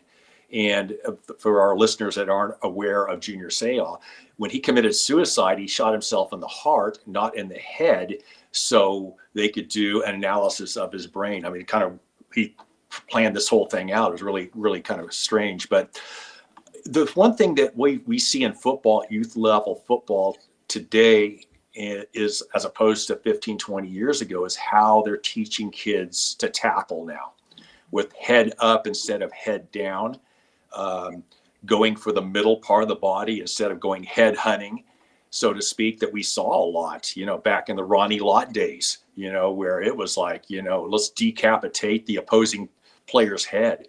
So we've seen change there. We don't see the 2-a-days and the 3-a-days that, generations past used to do. It's just one practice a day, physical contact, and that's it. And now you're seeing the shell that goes on the outside of the helmet to help prevent should heads collide in practice. I know there's been talk at the youth level and even possibly high school of, in the next year or two, instituting those type of pads on top of the helmet, even in game time. So they've done a lot of things over the last several years to help reduce the risk of concussions. And but no, getting back to what you said, John, and Brendan, you mentioned it as well too. It doesn't, to me, the survey isn't eye-opening, because I think most people, they have an opportunity to set their family up for life.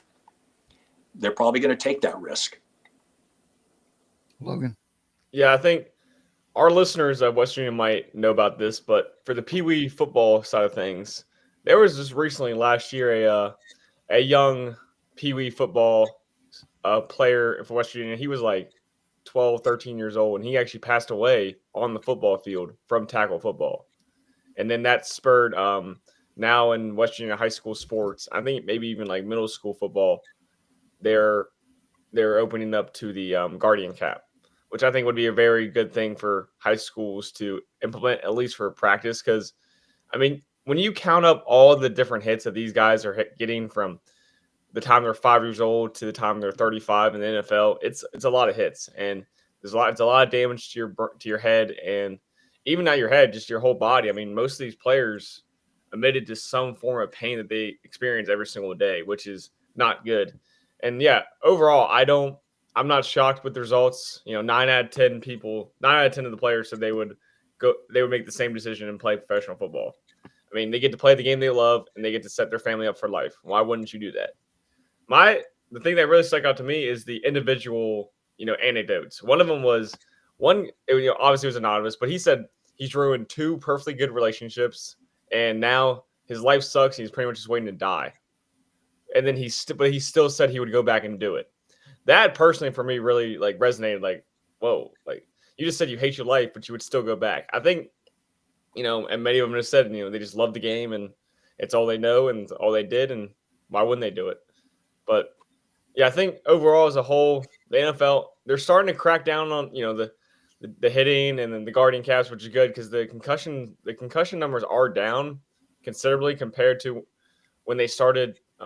They started reviewing concussions, I think, in 2015, and I think last year it was down 17% from 2015. So I think that's really good. They're definitely in a positive trajectory.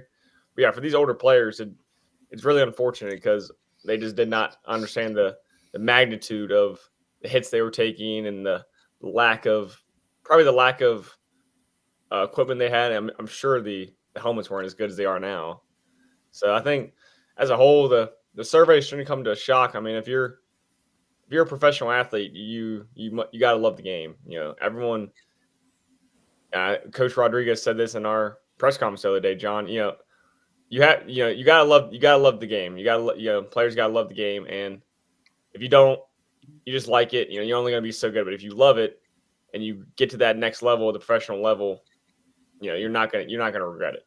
You got to love the game, no matter what it is that you're playing. But yeah, I mean, I thought that I'm not sure what ESPN was really looking for in that survey. Maybe they were not looking for anything. I'm always suspect whenever they do one of these because I don't want to get into politics, but it's run by the libtards. So you always think they have some kind of a hidden agenda. Maybe this time they didn't. I'm going to get to one other thing, though, that I think is really asinine, which is a court ruled the other day that the Brian Flores discrimination suit against the NFL and the Miami Dolphins can go forward. Brian Flores got fired by the Dolphins because he didn't win games. He didn't get the playoffs. I mean, the seats were not filling up in Miami. I mean, this is unbelievable how you can sue now and say I was discriminated against. You got another job. He's like defensive coordinator somewhere, San Diego or something. Vikings. But where the Vikings, but the guy got fired. I mean, he had 2 seasons there. He didn't win. They brought McDaniel in, who I'm not a particular fan of, but the guy comes in and starts winning. So how do you sue for discrimination when coaches get fired every day, right? We got five NFL coaches on the hot seat right now. 2 of them might not get Dayball, white guy, Giants. If he goes 0-6, he's gone. What is he going to sue? Look, guys, I don't want to get into this, but I just read that and I just couldn't believe it. I mean, you're hired to win. Yeah. What is the job of the NFL football coach, a head coach? Win games. You don't win games. What happens? They fire your ass. I mean, I don't care what color you are. You get fired. He didn't win games. He didn't get him in the playoffs. 2 times he had an opportunity. They had end of the season meltdowns. They fired him. How is that discrimination? There was 2 things that came out this week. The other one, John Gruden, who it's not won a case, but I guess now he can actually go to court and sue the NFL. And I think he has the better case of the 2. I mean, he basically called out Roger Goodell, and Goodell kind of the NFL went on a witch hunt to get rid of John Gruden.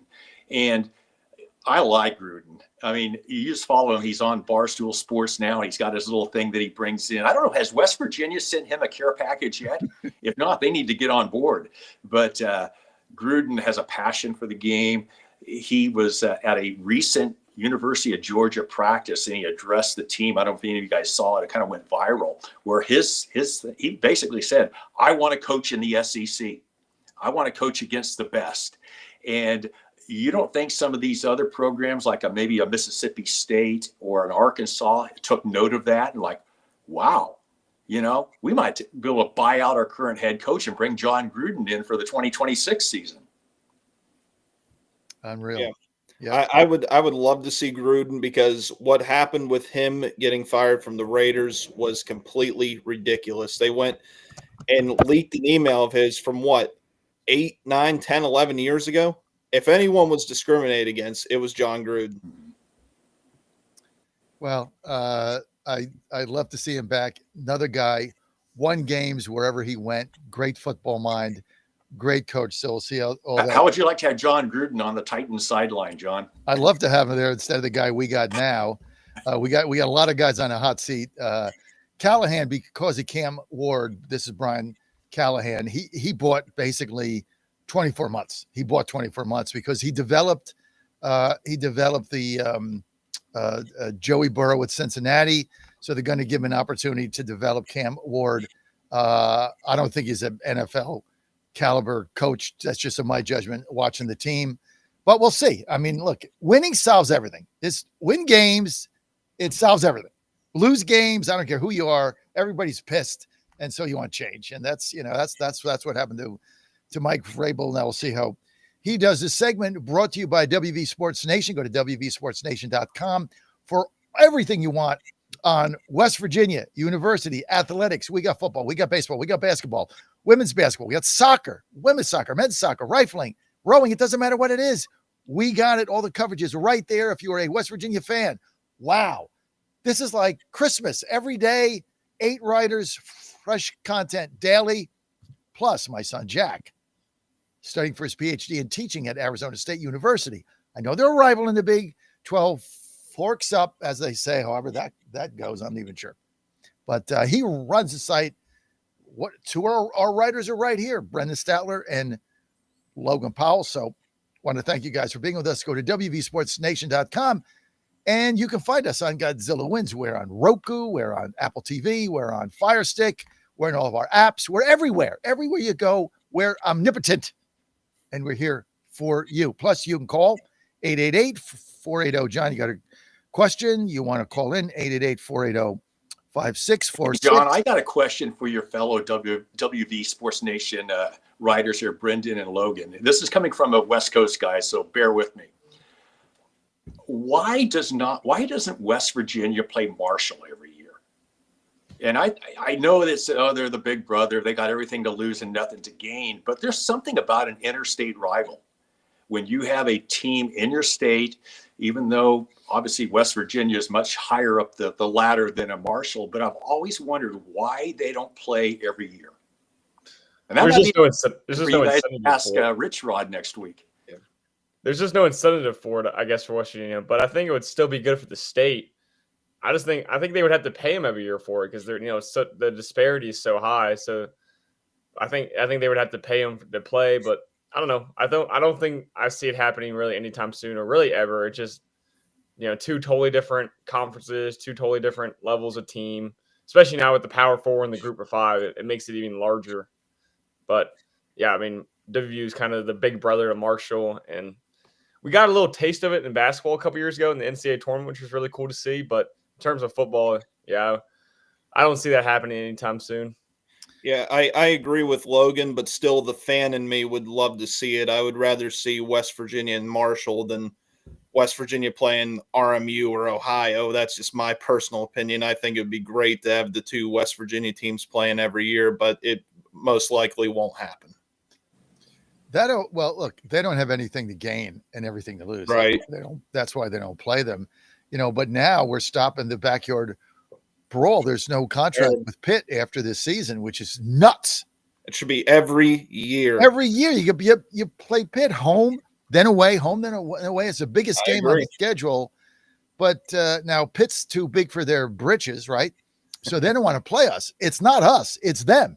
They don't want to play us because, they just don't see the upside. So, that's why if you're a West Virginia fan, you just can't deal with Pitt. And I hope we go in there and kick their ass. I really do. And I will laugh so hard. But we got to win that Ohio game. I'm still saying even though I have my new red Terps shirt on. UMD, University of Maryland, right here, baby. So now I'm kind of split. Plus, Jack went to Ole Miss, so I'm still got my fan base there. I got too many teams to deal with here. Guys, go to WVSportsNation.com. Bookmark it. It's free. Never a paywall. We were talking about this on the plane going back with a couple other people in the business who said, subscription is the future, blah, blah, blah, blah, blah. And Ann cut him off and she said, as long as I'm CEO of this company, there's never going to be a paywall. Never. If we can't sell the ads, we'll close it down. I'm not going to make people pay to read something they care about. That's just wrong. I'm philosophically opposed. I'm kind of like Dabo Sweeney. I'm not doing that. And Statler, you're going to have to go out and sell ads to make it work. We're getting it. 888-480-JOHN. Ann says no paywall. No pressure there. I mean, but none at all. No, we got no it. paywall, Vince. I mean, that's her thing. She's like, I didn't get in this business at my age to charge people $8 to see an article. I'm just not going to do that. And but that's where the whole streaming business is headed.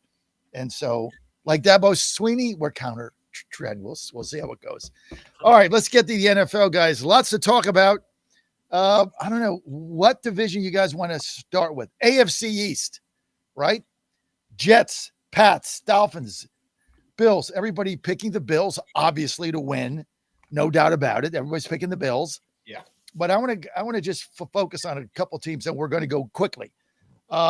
Jets, new quarterback. Is it the same old story with the Jets? We got a new quarterback, got a new coach, got new everything. What do you think? Somebody weigh in. I like the Jets. I don't like them to be, top of the division or that good, but I think they will be improved. But I think it's all going to be on Justin Fields' shoulders. And so far, early reports are indicating that's not going to be very good. He's missing a lot of throws in practice, throwing a lot of interceptions in joint practices. And I just think they're probably the worst team in that division, I would say. Maybe, I can be between them and the Dolphins. All right. So here's what we'll do. because we don't have time to go through every team, but we're going to go through every division. I just want to know who you think is going to win the division and who do you think is going to be the biggest loser, right? That's it. We got what, 20 weeks to go through this week after week. So I got plenty of time. Then we're going to start with the AFC East. Vince, win the division, biggest loser. Win division, Bills, obviously. I think the biggest loser, I think it could be the Dolphins. Wow. Yeah. Logan? Yeah, I'll have to agree. I think the Bills are going to come out on top easily, and I think the Dolphins they don't have a very good roster. Their defense is absolutely terrible. They have no cornerbacks, and yeah, I think they're going to have a rough year. I think after this year. Let's add one thing also, biggest surprise, and we'll start with Statler. Go ahead. So for the East, Bills definitely going to win the division. I don't think there's any question there. Biggest loser, same old Jets. Jets do the same thing every year. Can't pick them anything. The biggest surprise in that division, though, I think is going to be the New England Patriots. Drake May improves a little bit every year. Now they got Mike Vrabel there. I think the Patriots are going to be much better than people are anticipating. The Bills win the division. Biggest loser, Dolphins. They're just something's wrong with this team, even with Tua. I think the biggest shocker is the Jets. I think the Jets are going to win a lot more games than meets the eye here. They have a great defense. Now they have some semblance of a quarterback situation. So I like the Jets here. Okay. I think we got everybody in, right? Did we get Vince in for this? Okay.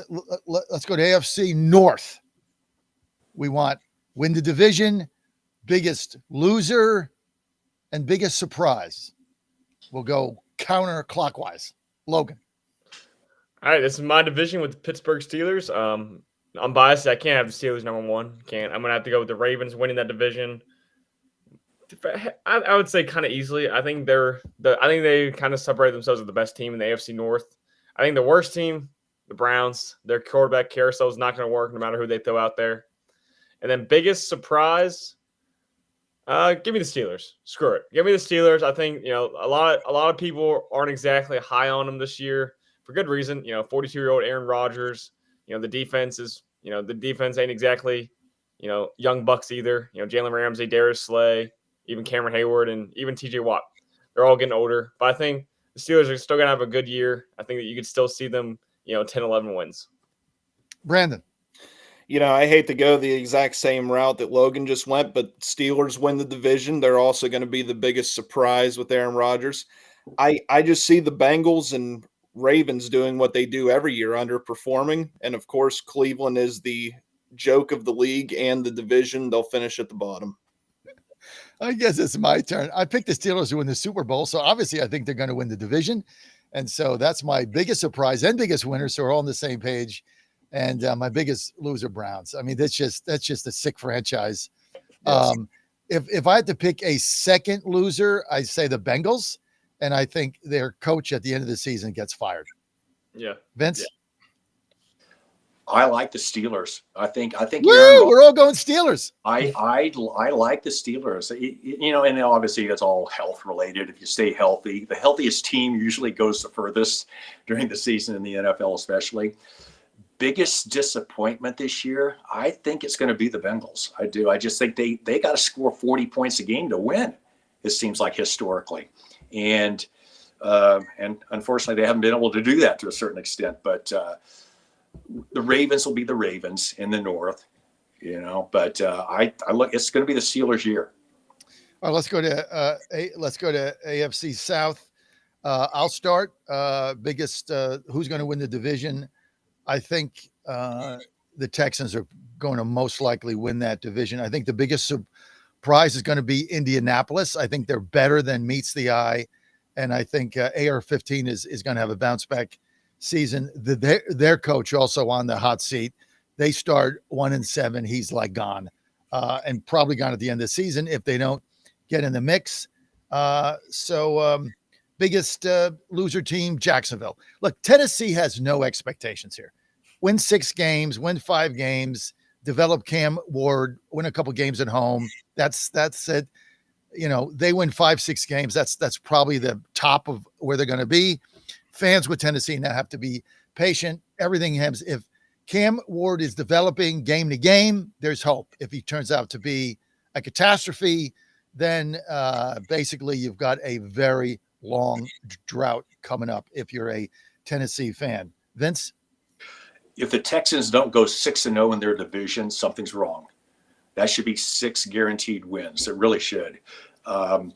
Biggest disappointment, you got to go with the Jaguars. Yeah. I mean, but really, they're a disappointment. But are there any expectations to have a disappointment? You got to have expectations, right? So, do the Jaguars even have expectations? Probably not. But it's the Texans division. Logan? Yeah, I'd say the Texans are going to win the division. They had a kind of a down year last year. I think they'll bounce back pretty easily. I mean, the losing team in the division is going to be the Titans. I think, anytime you have a rookie quarterback and not the greatest weapons around him, there's, that it's not really a recipe for success. Just look at the Patriots last year with Drake May. And I think the biggest surprise, I think, is going to be the Jaguars. I think they're going to have a better year than they normally have. I think that Travis Hunter is going to bring a spark. I think that, they haven't really had that. I'm pretty sure Trevor Lawrence has had 4 different head coaches in his career. I think he's going in year 5 or year 6. So he's finally getting some continuity.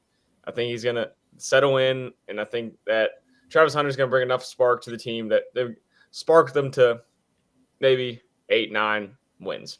Statler. Man, this division sucks. I got to go with the Texans to win it.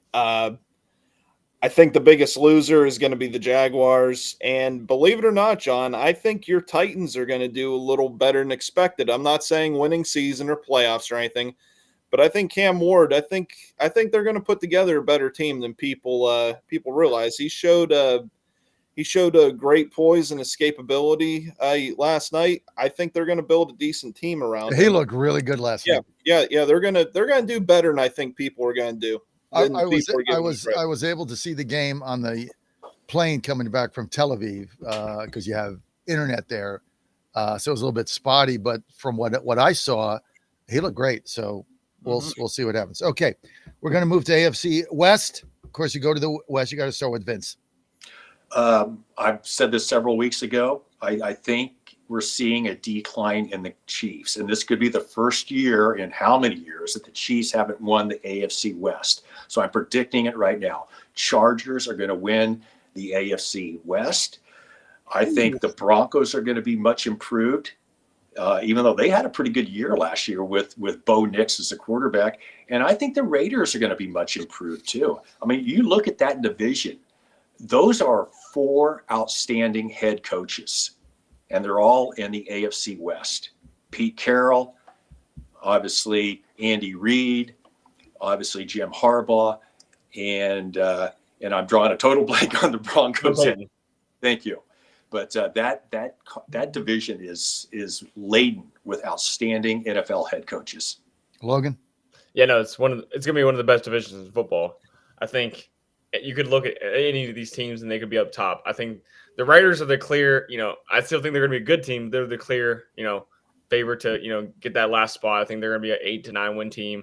But I think who's going to get the number 1 spot, I think, is the Denver Broncos. I think they're going to have a really good year. They had a really good year last year with Bo Nix, and they only got better. Pat Surtain is arguably the best defensive player in the league. They just got better. They didn't get, they were able to retain a lot of their guys, and I think they're going to have a really good, sneaky good year. And I think, honestly, the Chargers are going to surprise people as well. They didn't have the best year. They had a pretty average, mid-tier team last year, but I think this year, second year under Harbaugh, I think overall that roster is good enough to get you to that 10-11 win mark. Brendan Statler. I hate myself for this, but the Chiefs are going to win the division yet again this year, unfortunately. I think the biggest surprise this year, though, that division is going to be the Las Vegas Raiders with Pete Carroll coming in as head coach, and we have Geno Smith, a West Virginia alumni. I think they're going to put together a pretty decent season. This division's honestly hard for me to pick a loser because it feels like all these teams are on the rise a bit.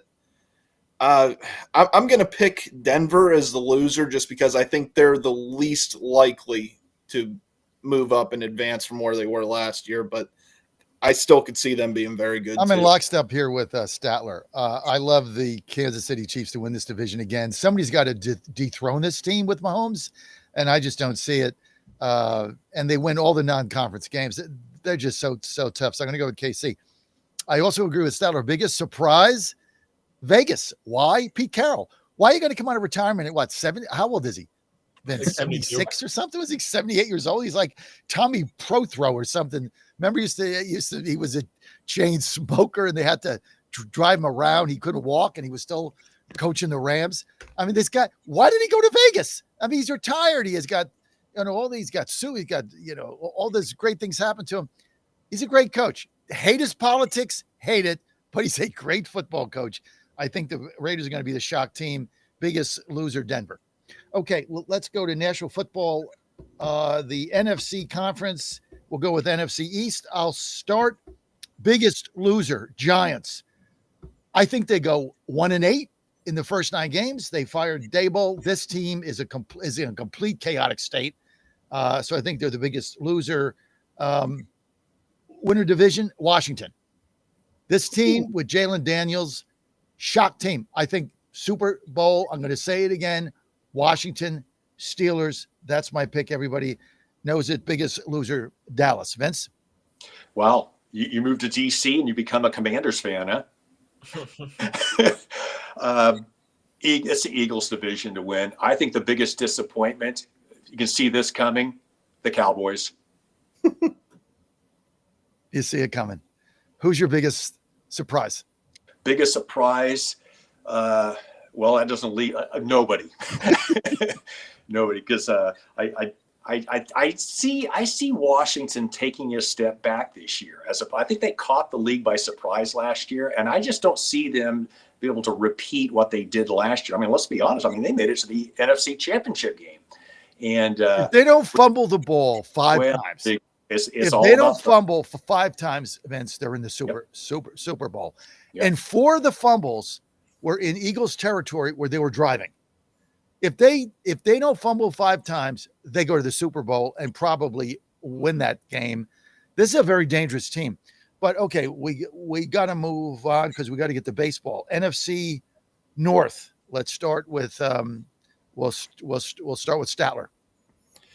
I like the Detroit Lions to win the division. I think the biggest losers, Chicago Bears. It just seems to be the same story with them every year. They can't advance. It's just constant mediocrity every year. They just cursed franchise, I guess. I think the biggest surprise, even though I don't know if I consider it a surprise, but Green Bay Packers, Jordan Love, they seem to get a little better every year as well. They seem to be putting the right pieces together. I think they're going to be pretty decent. Logan? Best team in that division is going to be the Detroit Lions. Even though they lost their coordinators, it does not matter. Dan Campbell was a really good head coach. I think the worst team in that division this year is going to be the Bears. Caleb Williams does not look good in training camp, and Ben Johnson seems visibly infuriated with it. I think the biggest surprise, I think J.J. McCarthy is actually going to be a good quarterback in the NFL. Coming out of college, I did not think that, but now he has sat 1 year under Kevin O'Connell's system. He was a quarterback guru. I think he's going to have a really good, successful NFL career as long as he stays with Kevin O'Connell. Vince? Lions are the cream of the crop in the North. Biggest disappointment, I'll stay on trend, Bears. Caleb Williams came in with a lot of fanfare, and I know he's only played a year in the NFL, but man, I don't think he has that it factor. No. I'm going to go counter trend. Vikings win the division. I think they're the division winner and the shock team. I think J.J. McCarthy has an eye-popping season, so I'm with Logan on that. Biggest disappointment, Bears, obviously. What else is new? And but I think the others, and look, the Lions will be there. They'll make the playoffs as wild card. But I like the Packers. I could see 3 playoff teams coming out of the NFC North. All right, NFC South. I think I was the final guy, right? NFC South. I'll start, and then we'll go counter. Biggest disappointment. Forget the Panthers. They just suck. This is another franchise just in perpetual decline.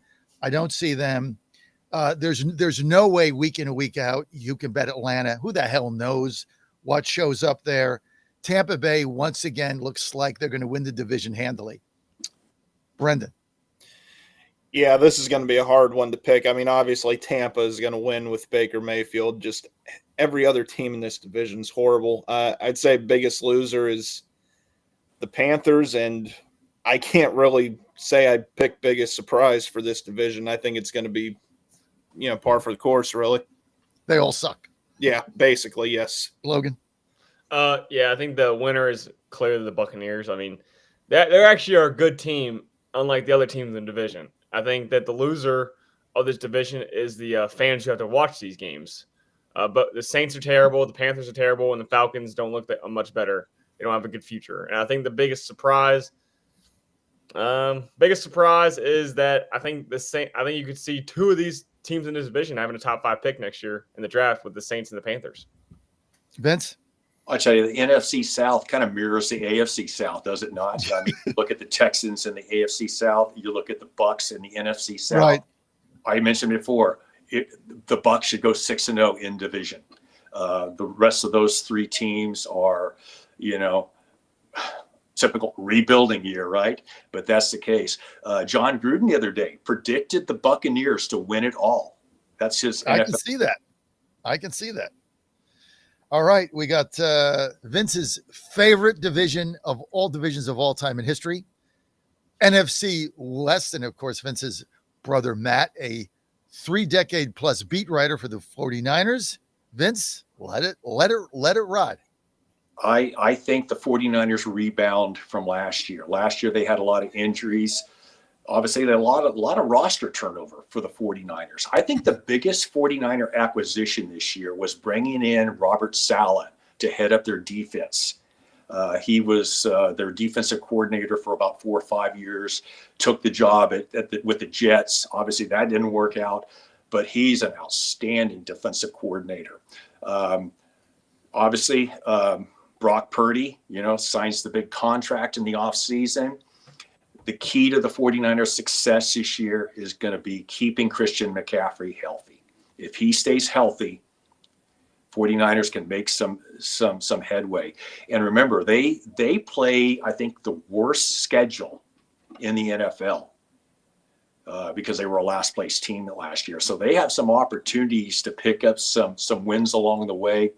And the NFC West is tough, though. The Rams are going to be there.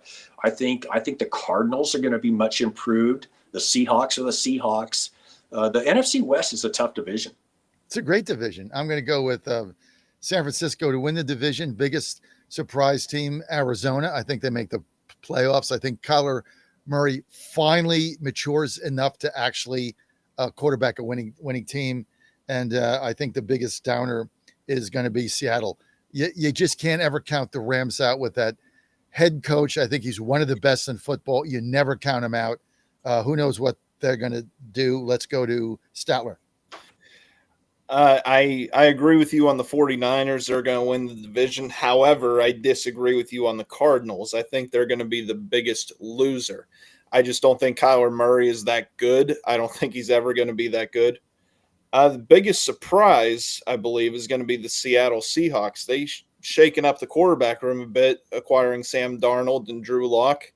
I think it's going to be an interesting season for them. Okay. Logan, wrap us up and we'll get to baseball.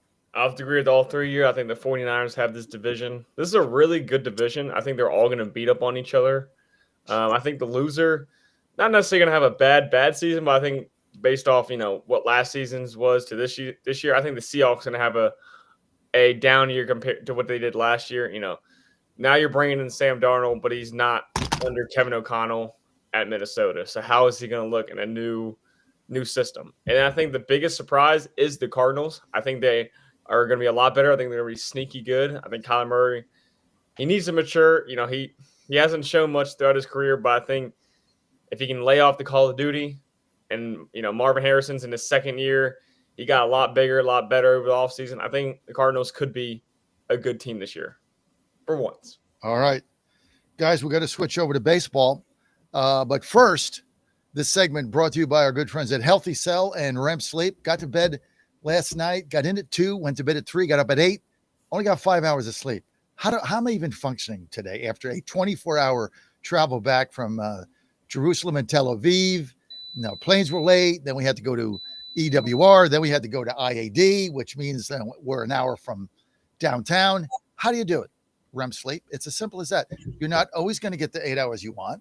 You're just not, right? Especially as you got things going on. I got 5 last night, but man, I went to bed at 3. I took that REM sleep. I got 5 hours solid. Shut my eyes, alarm went off, open them. It is the best thing that you can do for your body. Now, if you're 19 years old, you probably don't need it. But if you get a little older, get a little more mature, you really need that good night's sleep. And that's why I travel with him. Ann travels with him. Joe's got him now. He's in Miami doing some work for his whatever he's doing down there, Driveline or something. Joe's in Miami doing it. Best thing ever. Just go to healthycell.com. healthycell.com, promo code Godzilla. You're going to get 20% off. If you want a better quality of life and you want to get a good night's sleep with something that's all natural and supports all 4 phases of your sleep, and believe me, you're going to dream like crazy. Gel pack, rip it off, down it, 15 minutes, go to bed, you're out. Best thing you could do for you when you buy spot quality of life. Go to healthycell.com, promo code Godzilla, get 20% off your first order. All right, guys, we got to get to baseball. Unbelievable is all I can say. Who's going to beat Milwaukee? Remember, it was me that predicted a month and a half ago they were going to go to the WS. You guys kind of laughed at me. Nobody can beat him. Cubs are collapsing. Kyle Tucker in the biggest slump of his career. Cubs are now, 8 or 9 games out. But the biggest story is all of a sudden, Cleveland, half game back of the Yankees, or maybe a game and a half back. They're right there. The Yankees on the verge of not making the playoffs for the second season in a row with the biggest payroll in this side of LA. Mets lose every day. It's unbelievable. And now Cincinnati, a half game behind the Mets. And of course, Seattle now only half game behind the Astros, winning again last night. What? It's crazy, guys. That's just Vince. What? It's nuts.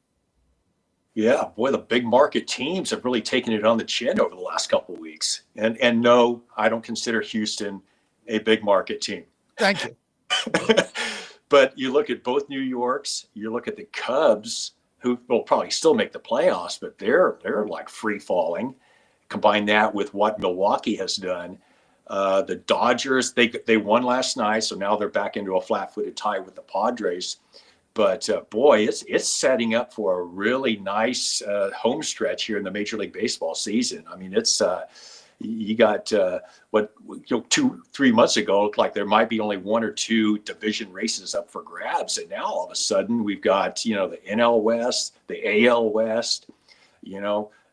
Cleveland's charging hard. I don't know if they're going to catch the Tigers. Right now, it looks like a 2-team battle in the AL East. The Blue Jays obviously at the top, but the Red Sox are charging hard. It's setting up for a nice finish to the season, and boy, the playoffs are going to be top shelf this year. Logan, you want to weigh in here? Yeah, I mean, just looking through these standings, I mean, there's so many division battles going on right now. I mean, you got the American League East, the Blue Jays and the Red Sox, and even the Yankees, who have been kind of free falling. They kind of been stuck in that neutral zone for a little while now. They're still up there. I mean, that's a good division. And then you really look at the American League West. I mean, Coach, you mentioned it, the Astros and the Mariners. That's a heated battle going on right now. They're both winning. Mariners are 8-2 in the last 10, and Astros are 6-4. That's going to be a heated division until the very end. And I think either one of those teams could make it out all the way to the World Series. And then you go over to the National League. You got teams like the Brewers, they just won't lose. They're 10-0 in their last 10. They're not losing. They're 77-44. A clear command of the division. I think they might very well make it out of that whole conference and be the National League recipients in the World Series. But then you go down, you get the Dodgers and the Padres, who are both neck and neck. I think if you're looking at it right now, you can't really pick who's going to be the 2 recipients. I mean, it's just there's so many battles going on. There's so many good teams. I mean, the Tigers, the Guardians, the Guardians are picking it up, and then you can look at a team like the Red Sox, who are free falling right now at 5-5, but they've still having a really good year. Got really good pieces ever since they traded away Devers. They've got a really good young core. I just think overall this has been shaping into a really good back half of the season for multiple divisions. I think right now in baseball, there's a lot of exciting things to look forward to. Well, right now, the Mets have dropped out of the wild card. Right now, they're 4.5 games back of Chicago. This is unfathomable. For all the money they spent, the Mets are not going to make the playoffs. In the wild card, they can't win a division. They're 4.5 games behind the Cubs, who are also in decline, but they're managing to play about 500 ball. Kyle Tucker got off to the most wonderful start in his career, and then the last 2 months he's been horrible. I don't know what happened there. So that's hurting them. They didn't go out. The Cubs did nothing on the trade deadline to help this team. Nothing. They kind of went with it, and now they're screwed. They're still likely to make the playoffs, but Cincinnati, it's you look at this right now. Reds have got to be one of the biggest success stories out there. They're still in the hunt for this thing. They can still get in, but then you go to the AL. Cleveland's a half game behind the Yankees in the wild card. Came from nowhere. I mean, we're going to have a scenario, guys, where the Yankees don't make the playoffs for the second straight season with the second highest payroll, and the Mets don't make the playoffs with 6 teams that get in their division with all the money they spent on Soto. The big teams and then the Dodgers are struggling. They're now tied with San Diego. This is unbelievable. Yeah, you think about it, John, too. I mean, the Yankees and the Mets were the 2 most active teams in the trade deadline. Right. And it's actually just blown up in their face. And now, on the flip side of that, the Mariners were pretty active. And boy, that getting a couple of those players from the Diamondbacks made a huge difference with their roster. I mean, Josh Naylor he's a lockdown first baseman, middle of the order type guy. I was watching the game the other night with the Mariners, and I know you were in Israel, so I'll recap this to you, John. But they are down by 2 runs I think they're playing Baltimore. Bottom of the 8th, 2 outs. They get the leadoff hitters on, and they go a double steal with nobody else. So now they got second and third. Naylor comes up, does it just the way you're supposed to. Hits a ground ball to the right side, scores a runner, moves the guy over from second to third. Next guy hits a sacrifice fly. Now they tie it up. They end up losing, but right there was just kind of a nutshell. Wow, they are playing the game the right way. And it's when you see other teams that have these huge payrolls and everybody's trying to hit a 5-run homer with nobody on base, and you have somebody like a Josh Naylor and the Mariners playing situational offense, that goes a long ways. Well, look, it's going to be a battle in that AFC West right down to the wire. Of course, Josh Nader now out. The Astros closer having the best season of his career. He's out likely until the end of September. They say 3 weeks, but if you're an Astro fan, all we do is lie about injuries. That's all we do. We've done it forever since the new owner, Crane, has been there. They lie about injuries. They never tell you the truth about anything. So who the hell knows? But they say it's out 3 weeks. But next man up. I mean, you can't cry because somebody's hurt. Half the team's hurt. And it is what it is. So we're going to see what happens. Let's get to our wagers.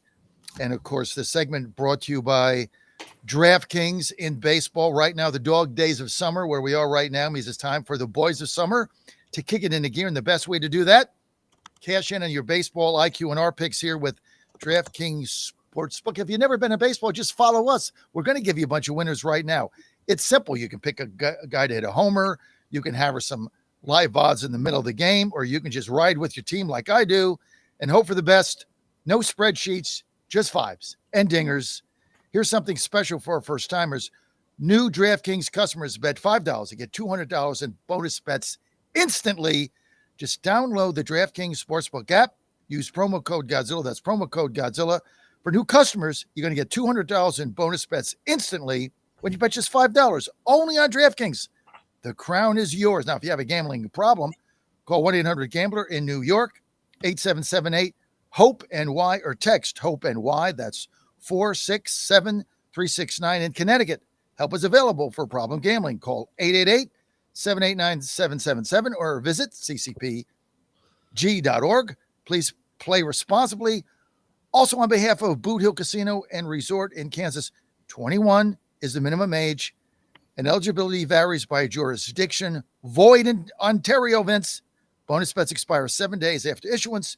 For additional terms and responsible gaming resources, see dkng.co/audio. Just go to DraftKings.com, download their app, put in promo code Godzilla, bet $5, get $200 in bonus bets instantly. Good for a week. Can't beat that. Okay, we got 5 minutes.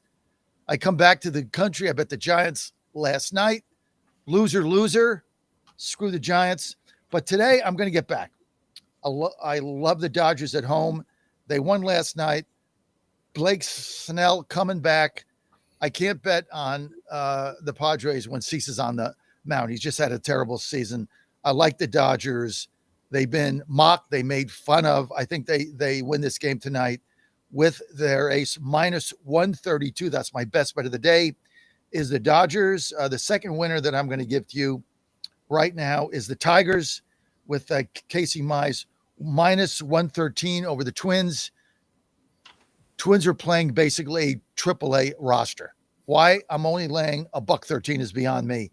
Two best bets of the day, Tigers, Dodgers. Put them in a bank. Logan. Give me the St. Louis Cardinals at plus 125 to beat the New York Yankees. Sonny Gray on the mound has had a really good year, and I think the Yankees are going to continue to slide. I think Aaron Boone is going to get himself fired sooner rather than later. Let me also go at plus 105 Tampa Bay Rays over the San Francisco Giants. You got Justin Verlander on the mound. He's had a terrible year. He needs to retire. He's very old. The Rays, pretty good sneaky team. I think the Giants is going to continue to slide. And then also just for shits and gigs, give me the Dodgers as well. I think they are, you got Blake Snell on the mound against Dylan Cease, who, like you said, has had a terrible year. So give me the Dodgers at minus 135. Statler, go. I love the Cardinals at 125 over the Yankees. I also love the Brewers. How can you not bet the Brewers minus 125 against the Reds today? Taking the Mariners over the Mets. That's an easy bet. And the Toronto Blue Jays have been dominant at the Rogers Center lately. Give me them at minus 160 over Texas Rangers. All right. Vince? I avoid game bets because it wrecks my day when I lose, and I lose often. So I like to go future bets. Brendan, Blue Jays. Future odds to win the World Series, you can get the Blue Jays at plus 950, the Mariners at plus 850, and the Brewers at plus 800 to win the whole thing. Two college football odds to make, not to win, but to make the college football playoffs. We talked about Nebraska earlier. You can get them at plus 570 and South Carolina at plus 540. I would do that South Carolina bet. I think. You know what's interesting to me, guys? I'm just looking at the win it all odds, the futures odds. So about 2 months ago, I bet the Astros that they were 10 to 1, right, to win it all. Haters out, they're losing, and now they went down to 9 to 1. Like, I can't figure that out. You must have bet a lot of money on them then to drop the odds. I didn't. To one. I bet a couple hundred. I mean, when you get into the one, I mean, you bet $250, you win, $2,500. So, but it's like, I just looked at that. I expected their odds to go up, and I was like, yeah, I should have waited. I got screwed. They went down. I guess, look, we don't know what the status of Hader is. And the Astros, as I've said to you guys, they just lie. I mean, they just lie. Oh, Hader will be back in a week. Now he's out 3 weeks. Oh, Jordan just hurt his thumb. He hurt his hand. He's fine. He'll be back in 2 weeks. He's been out since May. Still no timeline. Oh, McCullers got a blister, making popcorn. I mean, stop. Okay. The team is like an ambulance should come to the ballpark every day. But we keep hanging in there. I don't know how. Next man up, I guess. We'll see how that goes. All right, guys, we are out of time for this segment. Remember, I got you my 2 best bets for DraftKings, Dodgers, bank it. And what was the other one? I forgot. I already put it in. I have to look, but I'm running out of time. I think who's ever playing WJFN, Goochland, Bonaire, Chester, 100.5, 107.7, 92.7 FM, AM 820, and WJFB, Portsmouth, AM 1650. Welcome into Golf.